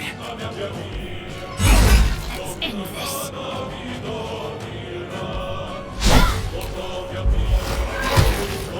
Yep. We can do this. I believe it. Seems like one round away from getting wrecked. And that Mind Flayer might die too, so. As long as we can get the Mind Flayer to die, then we should be able to pick up what we need and call it good. Gotta deal enough damage for this to happen. Still breathing. Okay. Despite everything. My faith will protect me. Okay, 26. Miss. Miss, good. So we have one last round, and we gotta see if this can happen. They fully dash. On the next turn that they have, they're gonna fly. So we need to have this thing killed by this turn. Time Crit. to strike. Life Miss. comes easy these days. Hit. First. Hit. 9 points of damage. Alright, dead. So we should be good here. Us is probably gonna die. Almost dead, Lae'zel. Not take. Another fight. Not doing the damage Let's go. necessary. Can't give up. Not now. Oh, come on. No. Or Zodiac will have your head. Yeah, we're totally dead. Totally dead. What's the plan? Well, so much Actually, for maybe peace. not.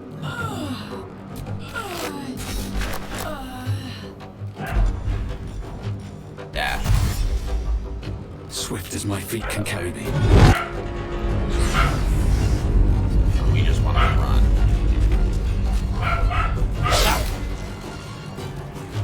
Got to focus. Yep. Oh! Need to find a way forward. Is that like... That's actually a really good question.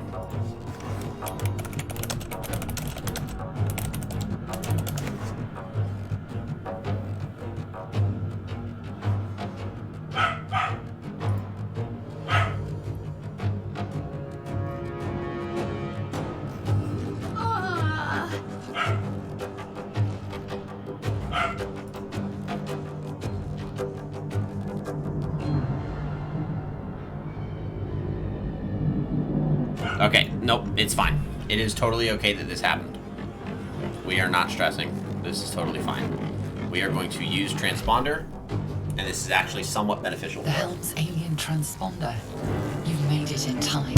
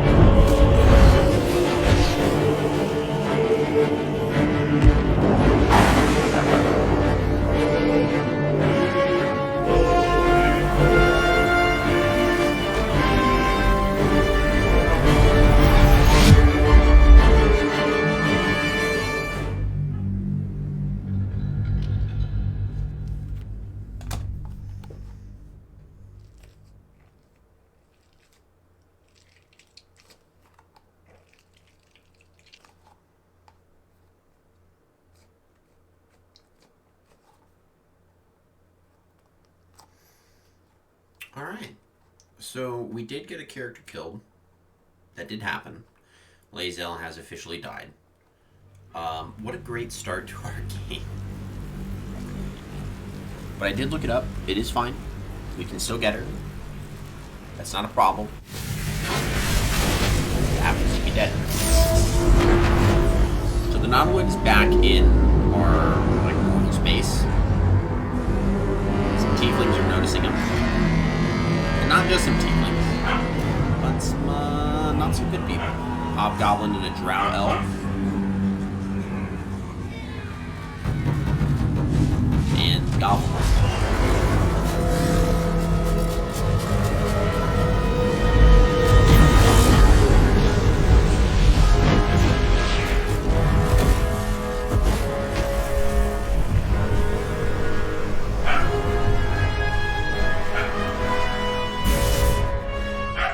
Oh, we got hit by a rock. Down we go.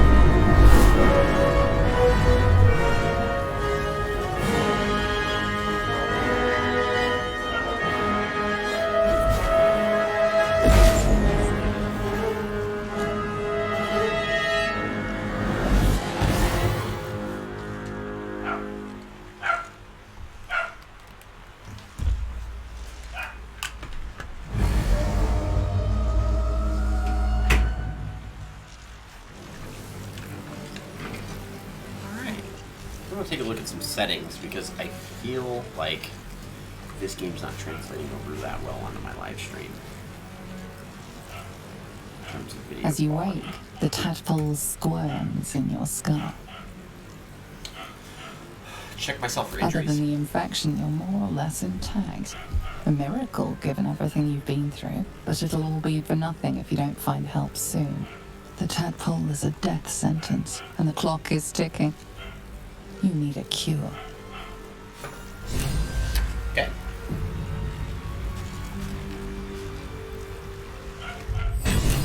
We did level up, so we're gonna go ahead and level up to level 2.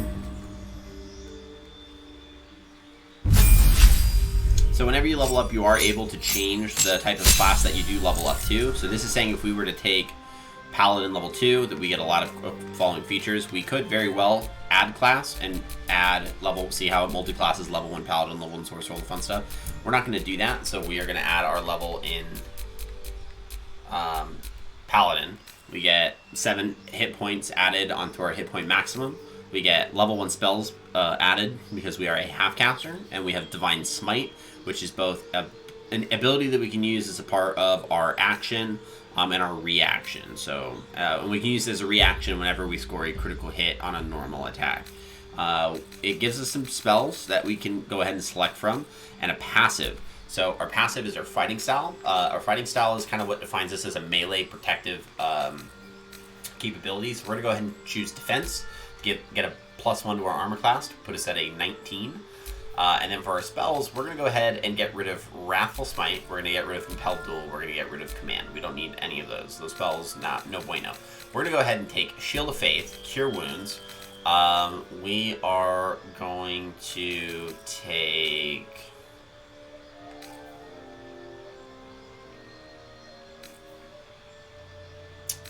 Bless, and... No, we're going to take Heroism. And... Because we're a Gold Dragon, we're going to take Searing Smite.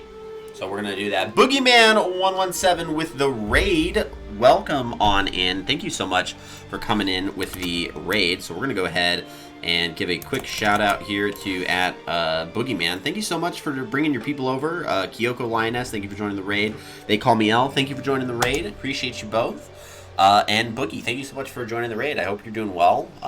Welcome on in. Welcome to the Paladin's Keep. Thanks for bringing people over. Ed the Zombie, thanks for joining the raid, and thanks for the redemption. I see the list of redemptions. I know we got a Hydrate, a Stretch, and a D&D monster review, which we're going to do in just a moment.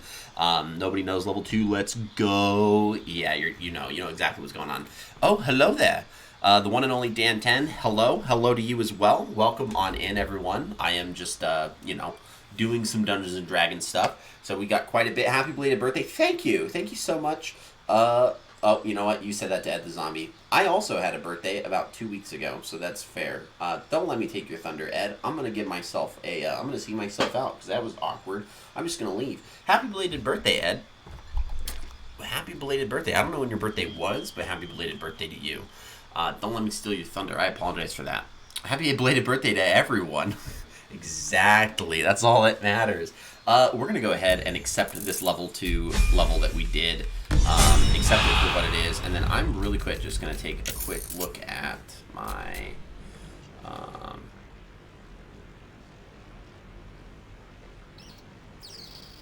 going to see what it looks like if I turn it off of performance.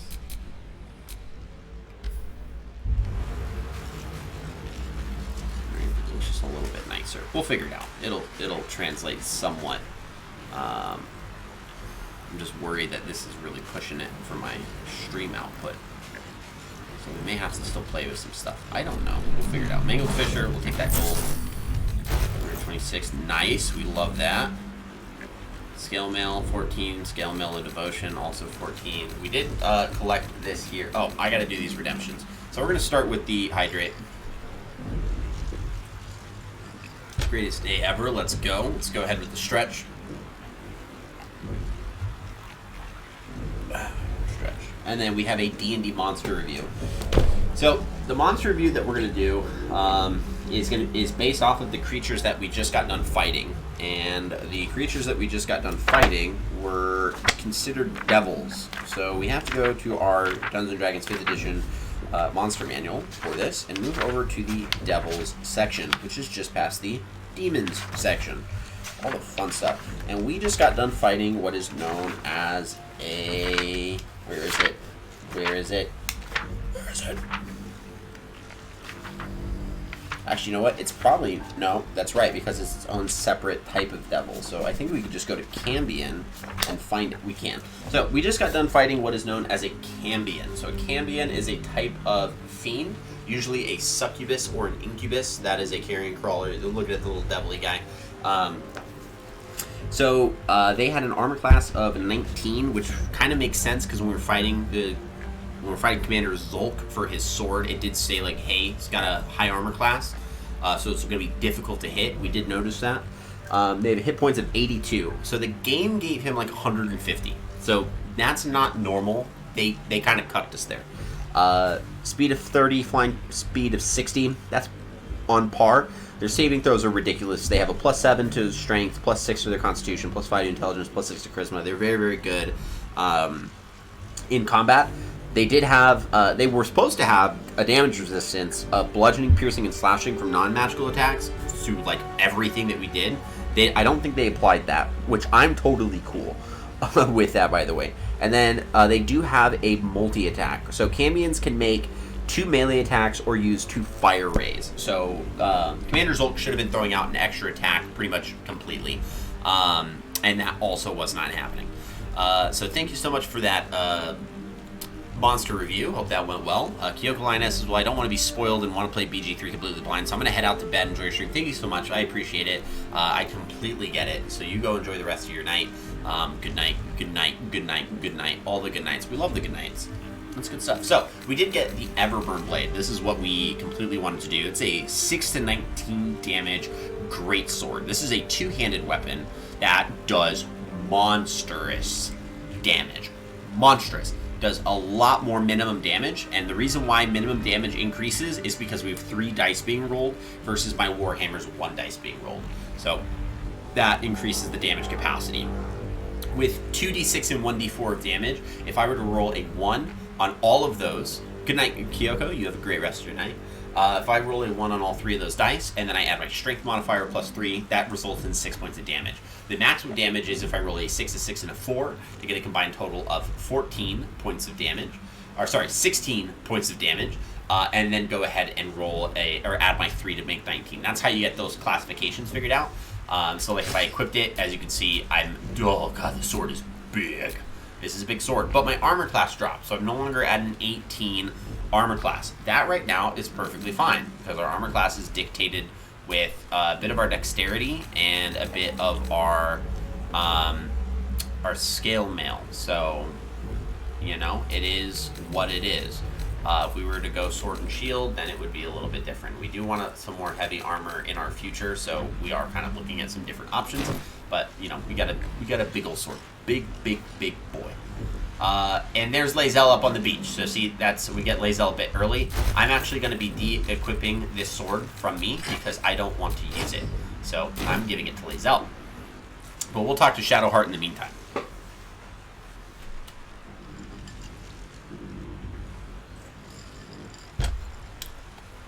Found PS2 copies of the past Baldur Gate game. Shared them in your Discord. Bruh.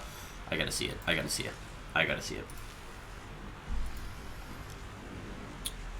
Yep, Baldur's Gate, Dark Alliance 1 and 2. So those are separate Baldur's Gate games than the ones in this series. So I also have Baldur's Gate Dark Alliance 2.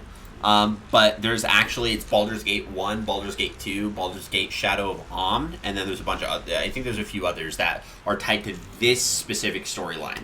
Those are also games that are set in like the Baldur's Gate area, as well as the 5th edition full-length campaign Baldur's Gate Descent into Avernus. So this game, BG3, takes place just a few months after this game finishes. So, fun stuff there. We're going to go ahead and wake her up. How far back do games go? They go back quite some time. You're alive. I'm alive. How is this possible? Baldur's Gate 1 and 2 and Shadows of Amn and all that stuff are like 120 years prior to the start of this game. So there's a lot of stuff that goes in. Oh, and we got another redemption for D&D lore viewer choice. Nobody, you may go ahead and choose what type of lore you wish to uncover, and I will let you know a bit about it. Give me a topic, give me an idea. You want to learn about monsters, you want to learn about world areas, you want to learn about people. You give me something, I'll give you something. I was hoping you might know that how we are alive is what we're asking. Remember the ship. Yeah. I remember falling. Correct. And then nothing. Then nothing. Where and what is Baldur's Gate? Was Baldur bald? That's a good question. So, Baldur's Gate is a city. Baldur's Gate is a massive city known as Baldur's Gate. If I pull up the Baldur's Gate Descent into Avernus, it actually places the majority of, or the intro to the first part of the campaign in Baldur's Gate, the city. And so Baldur's Gate is a big, let's see if I can get the map of Baldur's Gate up here. So it is a decently sized city that is a port city. Let's scale back a bit. And it is known as the City of Blood.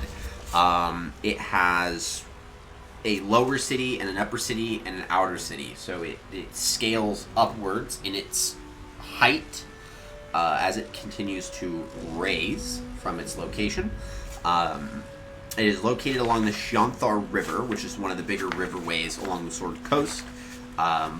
Baldur's Gate was founded by the Baldurian, and a little bit about the Baldurian for some context into, or not the Baldurian, the Baldurin. The Baldurin was a legendary seafaring trader and an explorer and the namesake of the cities of Baldur's Gate, and is considered by most to be its founder. He was the first to cross what is known as the Trackless Sea from Faerûn to Ank'Harone, which is another continent, and explored that land and then returned to enrich his home in Faerun. However, he disappeared on his second voyage there.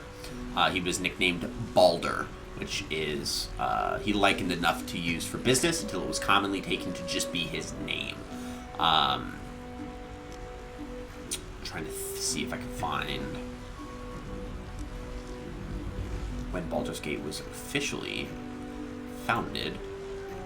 So, some good lore on Baldur's Gate, and we can actually pull this potentially up from the Sword Coast Adventures Guide, which would probably be a good... Yep, here we go. So, Baldur's Gate as a city from the Sword Coast Adventures Guide would read that on the coastway, some 40 miles upstream along the river Shionthar from the Sword Coast, lies the bustling city of Baldur's Gate. Home to tens of thousands, the harbor city has poor soil, but its sheltered bay, well away from the tides that batter the coast, make it an ideal location for trading goods from locations to the west in the Sea of Swords, inland along the river, and up and down the coast. Baldur's Gate is a place of commerce, and the city enjoys great success handling the coins of other powers and making them its own. Sadly, Baldur's Gate has a storied connection with the dark god Baal, which is the Lord of Murder. Just a few years ago, the city saw the terrifying return of the Lord of Murder following the number of deaths of one of its city's dukes, Torlin Silvershield, and was revealed, one of the dukes, Torlin Silvershield, was revealed as the chosen of Baal and underwent a monstrous transformation, turning many citizens into bloodthirsty killers and inspiring a riot and much death before finally being put down by brave adventurers. Even now, murderous echoes ripple through the city and beyond, and reports of unexplained gruesome killings flow out from Baldur's Gate. The gate is ruled by a council of 4 dukes who vote among themselves on matters of law for policy of the city, and a singular Grand Duke is chosen from among them. The current Grand Duke is Grand Duke Older Ravengard, who is joined by Dukes Thalamr Vanthampur, Beline Stelmane, and Dillard Portier. The former Grand Duke is Portier, who ceded the post to Ravengard after the city's troubles. Now, Grand Duke Baldur Ravengard is the father of the NPC character in this game, Will. Will Ravengard, the warlock that is playable. I hate to read and run, but I need to go ready. Yep, go for it. Thank you so much for joining the raid, and I hope you have a great rest of your night. He is the father of Will Ravengard, the warlock companion that we can get, and is the leader of the Flaming Fist mercenary outfit. In the Descent into Avernus, the full-length 5th edition campaign, he travels from Baldur's Gate to the holy city of Elturel on a diplomatic mission, where the High Priest of Elturel, Thavius Krieg, sacrifices the entire city to Zariel, who is the archdevil of Avernus. And so Older Ravengard gets dragged into the Nine Hells and gets stranded there with the entire city of Elturel, which just gets dangled in the sky by chains. And so the party in the actual game goes into the Nine Hells in order to bring Elturel, to save it, because it has descended into Avernus, and they're trying to descend Baldur's Gate into Avernus. It has not had a good couple of months, so we are kind of in there. So, Shadowheart, I remember the ship, I remember falling to nothing. Now what? First things first. First We need things supplies, first. shelter, and most of all, a healer. We might have escaped, but we still have these little monsters in our heads. That is correct. Indeed. You want to stay together? We need each other, and we both know what's at stake. Can't think of better company. I agree. Alright, let's get moving. One thing, just before we go. I wanted to thank you again for freeing me. It would have been all too easy for you to run right past my pod, but you didn't. I think nothing of it. I'll remember that. Lead the way. So we will be able to level up Shadowheart in just a moment, but we are going to walk over to Lae'zel and loot her corpse. And by that, I mean we are going to take her Scroll of Revivify. And then with her Scroll of Revivify, because we have now a second Scroll of Revivify, we are going to use her Scroll of Revivify to revive her. To cure you. That is gaslighting. And now we're going to dodge her. Oh, she is bloodied and Our beaten. paths cross again, Istik. I might call it fate, if I believed in it. Neither the gate nor the crash have broken your spirit. Yes, you may still be of considerable use. The longer the parasite lives, the more of us it consumes. Correct. Together, we must find a crash. My people possess the cure for this infection. Also correct. Careful. She obviously sees your kindness as weakness. Don't let her take advantage. Come, our search begins. We've no time to waste. Gaslighting, exactly. And what exactly is a creche? It is many things. What a A creche. hatchery, a training grounds, a shelter. Githyanki protocol is clear. When infected with a Ghaik tadpole, we must report to Augustil for purification. Right. Alright, we journey together. Let us go. That was a little rude, not gonna lie. You have made an ally from Kresh Kalir. Few know such fortune. Call me Lae'zel. I'll trust your judgment, but I won't trust her. Not until I've gotten the measure of her. We scout the roads and scan the skies for children of Gith. They will lead us to a creche. There, we will be purified. Correct. Alright, and now we have Lae'zel. So, we are going to go ahead and level up our cleric Shadowheart, and then our fighter Lae'zel, and then I'm going to start talking about, once we get our next character, I'm going to start talking about class composition, the way that I like to work of it in D&D. So, as a cleric, Shadowheart is our healer. She's a high half-elf cleric of Shar, and is a trickery domain cleric. I think that is an awful domain. Personally, I would prefer if she was like a life domain or a... like, just in terms of, like, what to pick, but she follows the goddess Shar. Not a whole lot of options in terms of domains. So, it kind of fits the character, but I don't like it. But we're going to go ahead and continue, and so we can go ahead and prepare spells. So, there's differences in spell casting. You have prepared casters and known casters. Known casters have a series of spells that they can have, and they can swap them out every single level. Prepared casters have a list of spells that they can have. They can swap them at will. We are that. We can swap at will. It's great. We're going to go ahead and grab Bless instead of Inflict Wounds. We don't want to kill people with Shadowheart. She's our support caster. So we have Guiding Bolt because it grants advantage on attack rolls. Very useful ability. That's still a bit of like a supporting thing, even though it deals some damage. Bless grants 3 creatures an additional d4 to their attacks and saving throws. Makes us hit a bit more often. 2 different types of heals. One that's up close deals more. One that's ranged is faster and heals less. And then we have Shield of Faith for an additional +2 armor class. All the good stuff. And we're going to go ahead and accept that. And she's at HP of 17. Now we get Lae'zel's level as a fighter. Fighters are pretty simple. So she's got Action Surge as an ability. So that allows her to duplicate her action and have a second action for that singular round. It is a very bread and butter mechanic of the fighter class. So we are going to take advantage of that ability as we have it. We're going to go ahead and try to get our very next companion, and then probably, that might be where we end up calling in for, but we're going to loot everything on the way there, because, you know, loot. Fresh water. Shanties for the Bitch Queen. It says, and we all row with the spray upon our necks, and we all row with the spray upon our backs, and we all row with the sea beneath our feet, and the Bitch Queen stays the storm. Wave mother, lash us to the prow. Wave mother, we ask to sail your skirt, if you allow. Wave mother, sink us if you will. Wave mother, our skulls are yours with brine and sand still. Souls away and anchors still, the wind won't move without the Bitch Queen's will. We'll wait gladly years and days till the Bitch Queen brings the waves. Hey ho, she told us so. Hey ho, she told us so. Pick that up, because we can sell that. Backpack, take all that. Bucket of fish, take the fish. Bucket of fish, take the fish. Mangled Fisher, perfumed letter. Sigh, I love you. There, I said it again. And if you meet me tomorrow, I'll say it again. And again. And I'll keep on saying it until we're old and gray. So let's do it. Let's go to Baldur's Gate. I know it's risky, but so is staying here. The last few months have been hard, and they're always a little easier when you're there. Leave your boat and meet me at the hill overlooking the old bridge. Bring whatever you can carry. We'll make do without the rest. Don't be late. Anna. That's unfortunate, because now he's dead. Dead Fisher. So, like, all these Fishers are dead probably because of the Nautiloid crashing, and it's probably just Thieves' Tools. That's good. Thieves' Tools are lockpicks.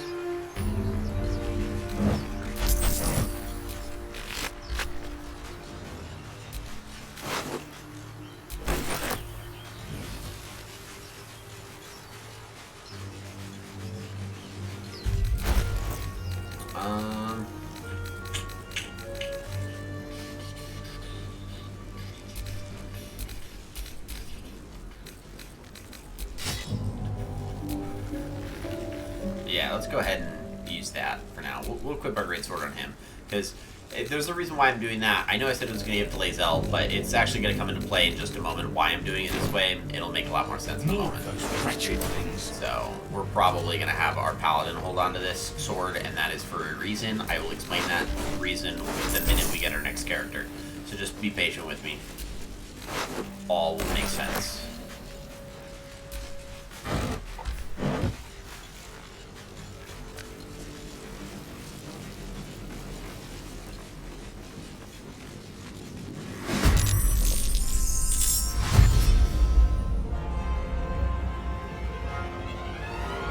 Okay, use the dash ability. Go do it. Do the dashy thing. Dash.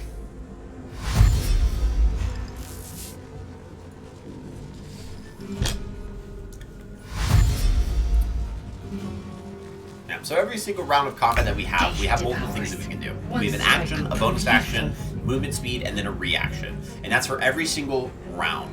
The reaction gets triggered upon certain things. You get one per round. It refreshes it the round. You get one action per round. You get one bonus action per round. Those two you can use on your turn. Movement you can use on your turn. So because it's Lae'zel's turn, we're going to go ahead and use our action. Now, I want her to try to kill something. So we are actually going to go ahead and action surge. Just for the funsy of it. And with that action surge, we are going to have two actions. So we are going to go ahead and make 2 attacks. Boom! Intellect Devour, dead. Fun stuff, right? Need to stay focused. Now Shadowheart is going to go ahead and kind of move over to the side here, get clear vision of this Intellect Devour, cast Stake and Flame. Damage. We did a lot of damage. It was max damage. That was really good. But now the Intellect Devour is dead. Big rat. See, 14 points of damage. That's great damage on an Intellect Devour. We cannot complain. Then we'll take the Cerebellum, and we will end our turn, and we get another dash. So, this Intellect Devourer is not going to be able to do anything on its turn, so we are just going to be able to slaughter it with impunity, which we do. Let's finish this. And Quite well. Perhaps our survival isn't such a distant prospect. And we are going to throw a water right on this Intellect Devourer so that we can loot it. It had nothing. I love that. Broken Mind Flayer pod. Get up here, we have a dead Mind Flayer. Get that Caustic Bulb. Open the Cartridge's chest. An Oil of Accuracy. Oils are things that you apply onto weapons. So they are... Oh, we will loot all of that from the nobleman who is on the ship. Climb up here. Look at this dead guy. Potion of Speed. Potions are drinkable items. Potion of Speed basically gives us the benefits of the 3rd level spell Haste. So it gives us a second action, +2 to our armor class. It gives us double our movement speed. And advantage on, I believe, dexterity saves. Or maybe it's just dexterity checks. I can't remember. I think it's dexterity saves. We're wrong. We're gonna loot. We're gonna loot. We got a lot of loot, guys. Did you see that loot? Okay, so we have an option here because we have a wooden truck. We could lockpick it to pick the lock, or we can attack it. I'm a paladin. We attack it. We have a leather helmet and some gold. Then we go here, and because now we have a helmet that we can add that gives us +1 to our dexterity saving throws, we're going to put it on. It makes us look stupid, but we are going to enjoy the buff to our dexterity rolls. We have some myrgrass. We like having things that we could craft with. Crafting items, beneficial. We love these. We do need to keep a lookout for as many crafting items as possible. Clamshell, don't need. Unnecessary. Alright, now we start walking up.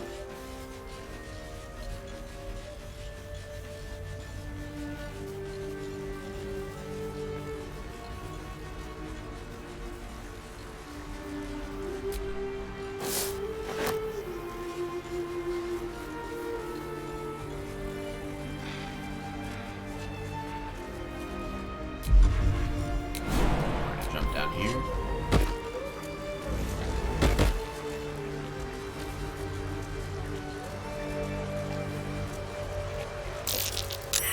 deep grooves in the mud around that rock. Ah, we got a chest. Harper's notebook. It says, cat a collection of reports held together. There's frequent mention of sacrilegious activity among a local Selunite sect. Pick that up, grab a ruby. Harper's map. A little harp marks an area called Moonrise Tower with a small inky crescent. Below the crescent is a scrawl that says cash. 2 potions of speed and an agate. We love agates. So, as you can see here, harp hidden cache. We have a hidden cache marked on our map so that we can go find it and go acquire the things that are held within it.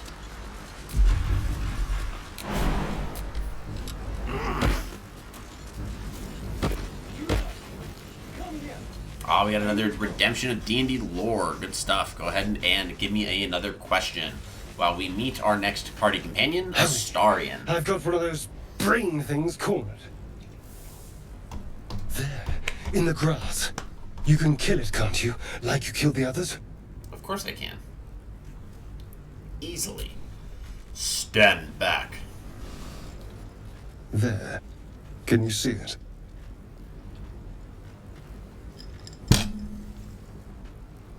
Raptor. What is a Harper? That is a good question.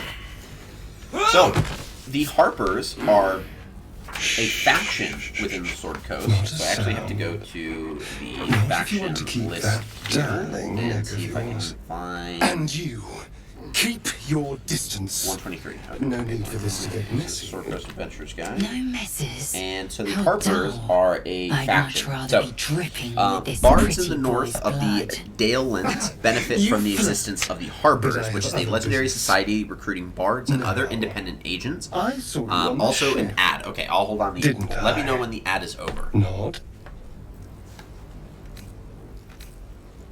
I'm gonna nod. Splendid. And now you're going to tell me exactly what you and those tentacled freaks did to me. You have it backwards. They took me prisoner, just like you. Don't lie to me. Your mind twists. You're looking out of unfamiliar eyes, prowling dark, busy streets. You try to hold the memory, I am back. but it Cool. fades So to the the worm. Harpers The light, the fear. are a legendary society that recruit bards and other independent agents to struggle against the forces of What's evil. going on? Even though most bards in the region aren't Harpers, and many who are don't advertise the fact. Common folk in the north often behave as if all bards are legendary wandering heroes and are likely to ask a bard for the solution to a problem troubling their community as they are a wandering fighter or wizard. This reputation cuts both ways, however, as some enemies of the Harpers suspiciously assume any humble minstrel might secretly be a Harper agent. So Harpers have a really big advantage within the Harpers faction. But let me see if I can get a little bit more into the faction itself. Time, brief history, Independent Realms, Lord's Alliance. Maybe it's some Lord's Alliance. Lord's Alliance, Fail, Baldur's Gate, Daggerford, Long Saddle, Mirabar, Silvery Moon, Waterdeep, Yurtar, Citadel Atbar. This is the Dwarven Realm, Citadel Felbar. Cool, great, awesome, Darkhold. Okay, it's not in there. Where do I have it? Was estas? Maybe it's in here. Maybe it's in the Dungeon Master's Guide. Factions, organizations. It has to be. 21. Okay. Factions and organizations. So the Harpers are one of those many factions that do exist. And it says the Harpers are a scattered network of spellcasters and spies who advocate equality and covertly oppose the abuse of power, magical or otherwise. The organization has risen, been shattered, and risen again several times over. Its longevity and resilience are largely due to its decentralized, grassroots, secretive nature and the autonomy of its various members. The Harpers have small cells and lone operatives throughout the Forgotten Realms, although they interact and share information with one another from time to time as needs warrant. The Harpers' ideology is noble, and its members pride themselves on their ingenuity and incorruptibility. Harpers don't seek power or glory, only fair and equal treatment for all. Their motto is down with tyranny, fairness and equality for all, and their beliefs are as follows. One can never have too much information or arcane knowledge. Too much power leads to corruption, and the abuse of magic in particular must be closely monitored, and no one should be powerless. Their goals are to gather information throughout Faerun, discern the political dynamics within each region, and promote fairness and equality by covert means. Act openly as a last resort. Thwart tyrants and any leader, a government, or group that grows too powerful. Aid the weak, the poor, and the oppressed. Their typical quests include securing an artifact that would upset the balance of power in a region, gathering information on a powerful individual or organization, and determining the true intentions of an ambitious political figure or evil spellcaster. They are very, very good boys. Very, very, very sneaky boys. We're going to go ahead and use our strength check to grab his knife arm and twist it back on him. So we're going to add a bonus of guidance. We get a 4 to 7 to this roll. We're going to roll that bad boy. Boom, rolled a 7. We are going to fail. We're going to fail the check. So I'm going to introduce you to a other part of this game, which is the use of inspiration. So if we re-roll our inspiration dice, it gives us a free re-roll of this roll. So we're going to roll again. And we rolled a 12. So we succeed by our strength alone, and with our bonus, we got a 19. So we succeeded this check, and inspiration points are part of the game. Your DM awards them to you for doing things that they think benefit just the nature of playing the game. Some good storytelling, you get a little bit of some role play in there, you make a cool action, it's like super dope. Yabba dabba do down a dragon, I don't know, you do some fun stuff, your DM's like, okay, I gotta reward you, here's an inspiration dice.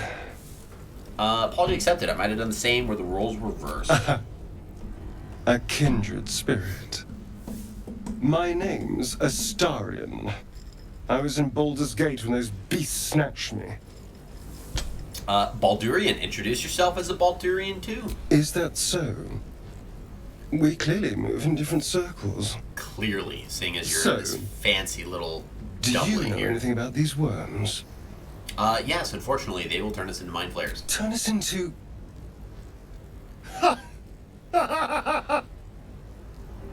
Of course it'll turn me into a monster. What else did I expect? Although, it hasn't happened yet.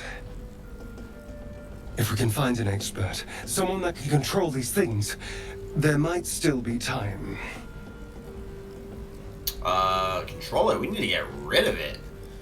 I'm gonna say you should travel with me. Our odds are better together. Just so I don't piss him off. Astarion's the kind of guy that like really loves obtaining power and obtaining things that he doesn't have. Such a bad idea. And we are going to be taking Astarion with us as a full-time character. He's going to be joining our party in fullness. There's a reason for that, and that is because he is a rogue. So party compositions are now a thing now that we have 4 party members. So he is a rogue, so he is our dexterity-based character. He's going to be good for a lot of skill checks, including thieves' tools. He's going to lockpick stuff for us. And he's good with damage, because he's got sneak attack. And so we're just going to level him up. He gets his cunning action, so we can dash, hide, and disengage as a bonus action as we see fit. So we're going to go to our character sheet, and really quick, we're going to go ahead and send both of these over to Astarion. And then with Astarion, we're going to go ahead and look at our gear. Let's give him the leather helmet for the buff to dexterity rolls, because he is a dexterity-based character. And then we are going to go ahead and give him a...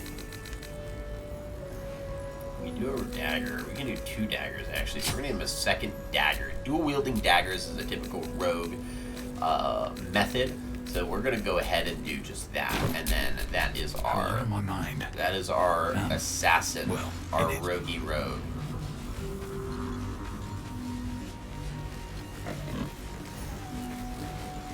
We just have a little bit more to go, because there's one last character I want to pick up. Squee, raise your hands on the board. I don't expect myself to save on this roll. I told you, did not expect it. That's okay. Boar runs off. Goodbye.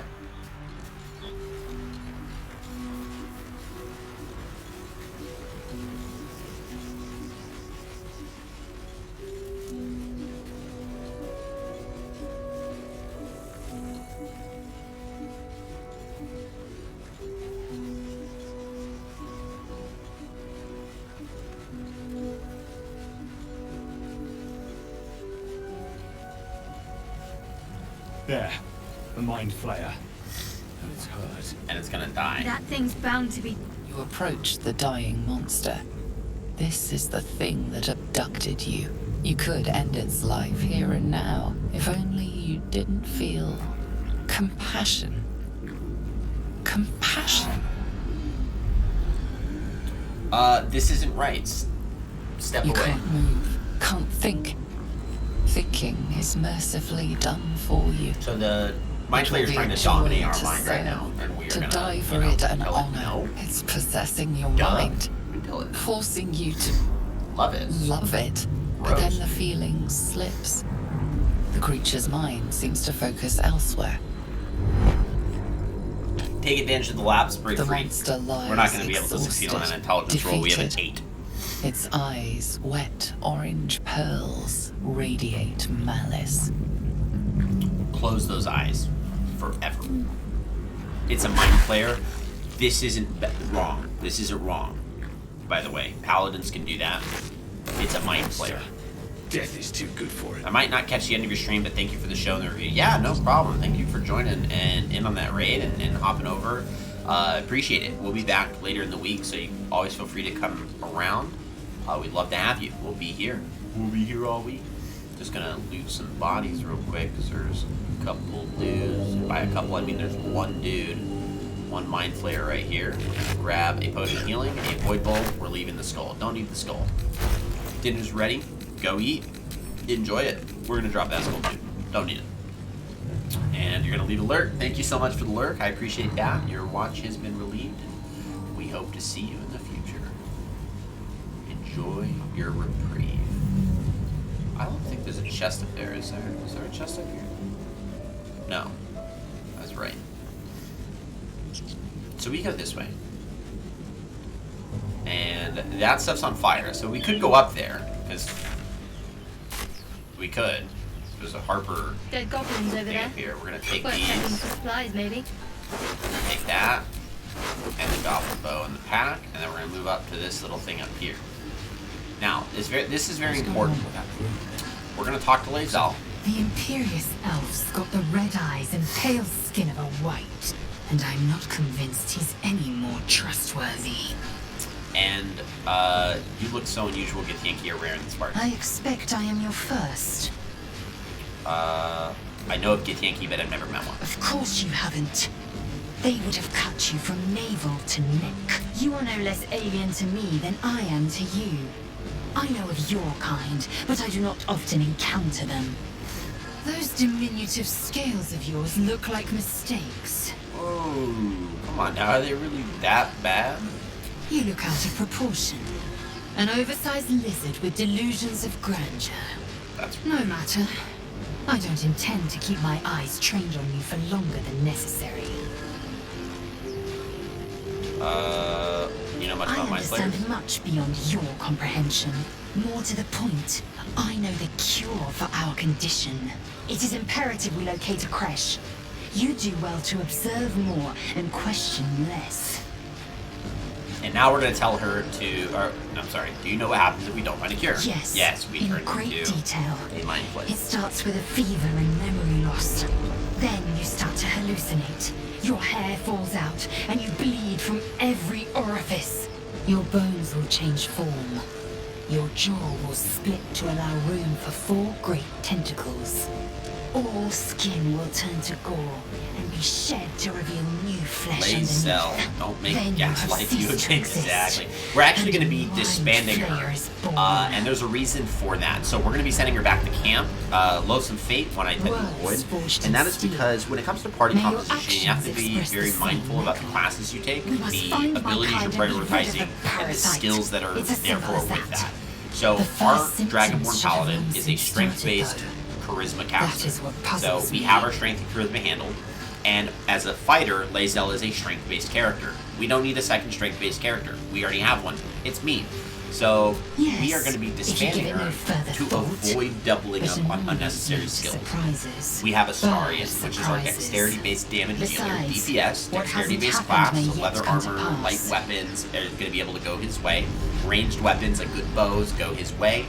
And then, You believe you can survive, yes, go to camp, I as can find you say. there. Cool stuff. And Shadowheart is our healer, so also covers wisdom. As a cleric, is a wisdom-based caster, and is our support caster.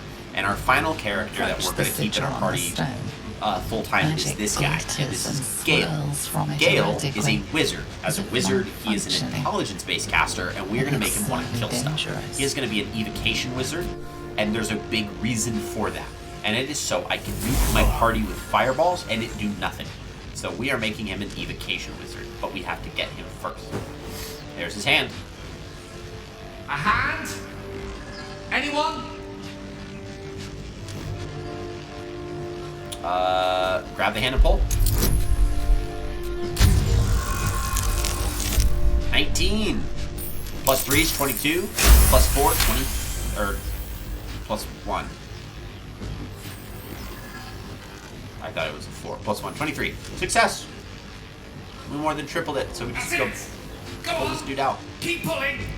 Technically, I would say it would be effortlessly because you rolled really high for a low level DC. I normally would make that a little bit like you just grab the arm and just pull him out. And probably still have him like flail out, but not have as much pressure pulling him out. Hello. I'm Gale of Waterdeep. Apologies. Usually better at Waterdeep is another city. It is known as the City of Splendor. While Baldur's Gate is the City of Blood, Waterdeep is the City of Splendor. Very different in their cities. No need to apologize. Are you alright? A bit shocked, but friend, it's a relief and a pleasure to make your acquaintance. Say, but I know you, don't I? In a manner of speaking. You were on the Norse Lloyd as well. I was, yes. I can only assume you too were on the receiving end of a rather unwelcome insertion in the ocular region. Couldn't have phrased it more repellently myself. No sugarcoating it, is there? The insertee we speak of, this parasite, are you aware that after a period of excruciating gestation, it will turn us into mind flayers? It's a process known as ceramorphosis, and let me assure you, it is to be avoided. You don't happen to be a cleric by any chance, do you? A doctor? Surgeon? Nope. Uncannily adroit with a knitting needle? Nope. You seem to know enough about our condition to realize it's beyond most clerics' skills. Most, no doubt, but I find myself hoping to be in the presence of the few. You don't happen to be one of them. I can tend to basic wounds and ailments, but alien parasites, I'm afraid not. As we've established, few enough can. It's not exactly a common affliction. We're most certainly going to need a healer, and soon, too. How about we lend each other a helping hand once more and look for a healer together? Sounds like a plan. You're welcome to join me. Most excellent. Parasite shared is a parasite halved. Or something to that effect. Exactly. Oh, but before you think you're about to embark on a journey with most ill-mannered a man, thank you for pulling me out of that stone. You're very It's welcome. an act of foresighted kindness, I assure you. For I have the feeling ample opportunities will present themselves for me to return the favor. Very well. And now we have our final character, which is Gale. Gale is our wizard. As a result of him being a wizard, he is not proficient with armor, so he's going to get a lot of rogue, clothed-style armors. He's going to be using a lot of magical stabs, however you want to pronounce it, and he specializes in evocation spells is what we're going to be doing, really because it gives us the sculpt spell ability. So we can cast evocation magic on our characters and it not damage them. Absolutely massive. And then we have evocation savant, so they cost less for us to do. So we're going to take Burning Hands as an evocation spell that we can go ahead and grab. And then another one that we want to go ahead and take is not Tasha's Hideous, not Shield. We want Ice Knife's a pretty decent one. We don't want that just yet. Sharp Person.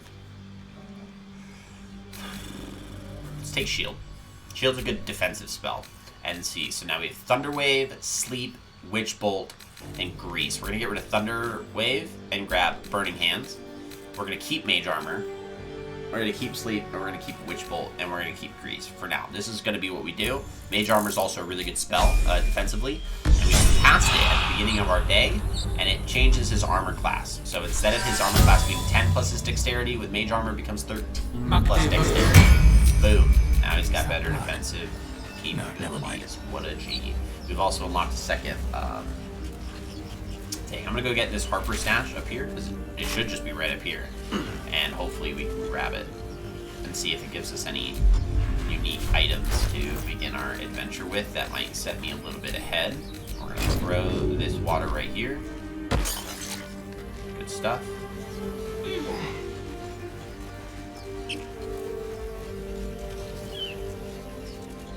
very careful about where we're heading. Okay, we can't go further.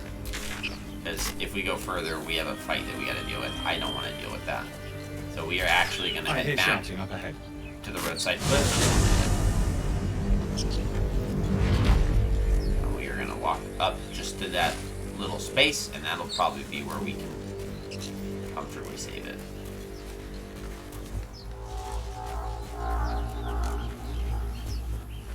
Ah, yes, a giant horn.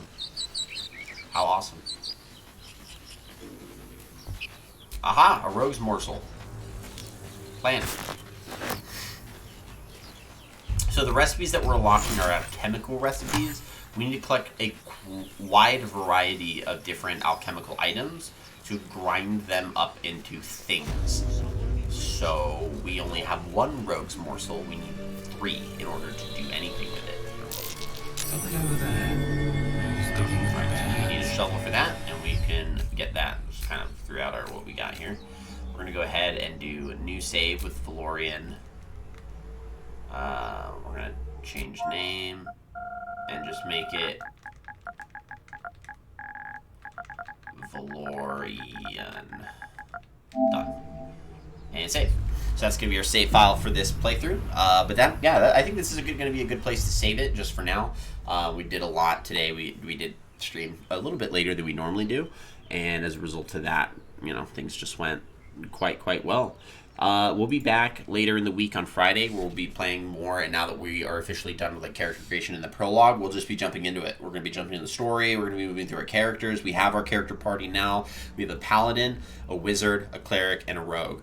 The classic D&D party is a fighter, wizard, cleric, and a rogue. So we made a slight change by having a paladin. No problem. Totally cool. But yeah, so we'll be back next week around on Friday. I'm not going to be raiding out for tonight, so we're just going to be ending it normally and just enjoying the rest of the night. So I hope you guys have a great rest of your night. I hope you guys stay safe. Hope you guys are able to enjoy your time, and we will see you back later on in the week. Bring your redemptions, bring your fun, and I hope to see you soon. Thank you guys so much for a great stream. Thanks for a first start to the game.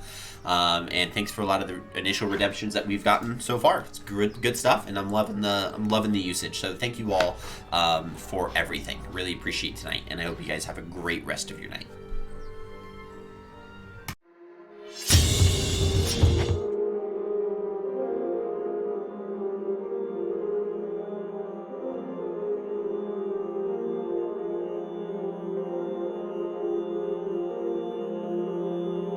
Thank you.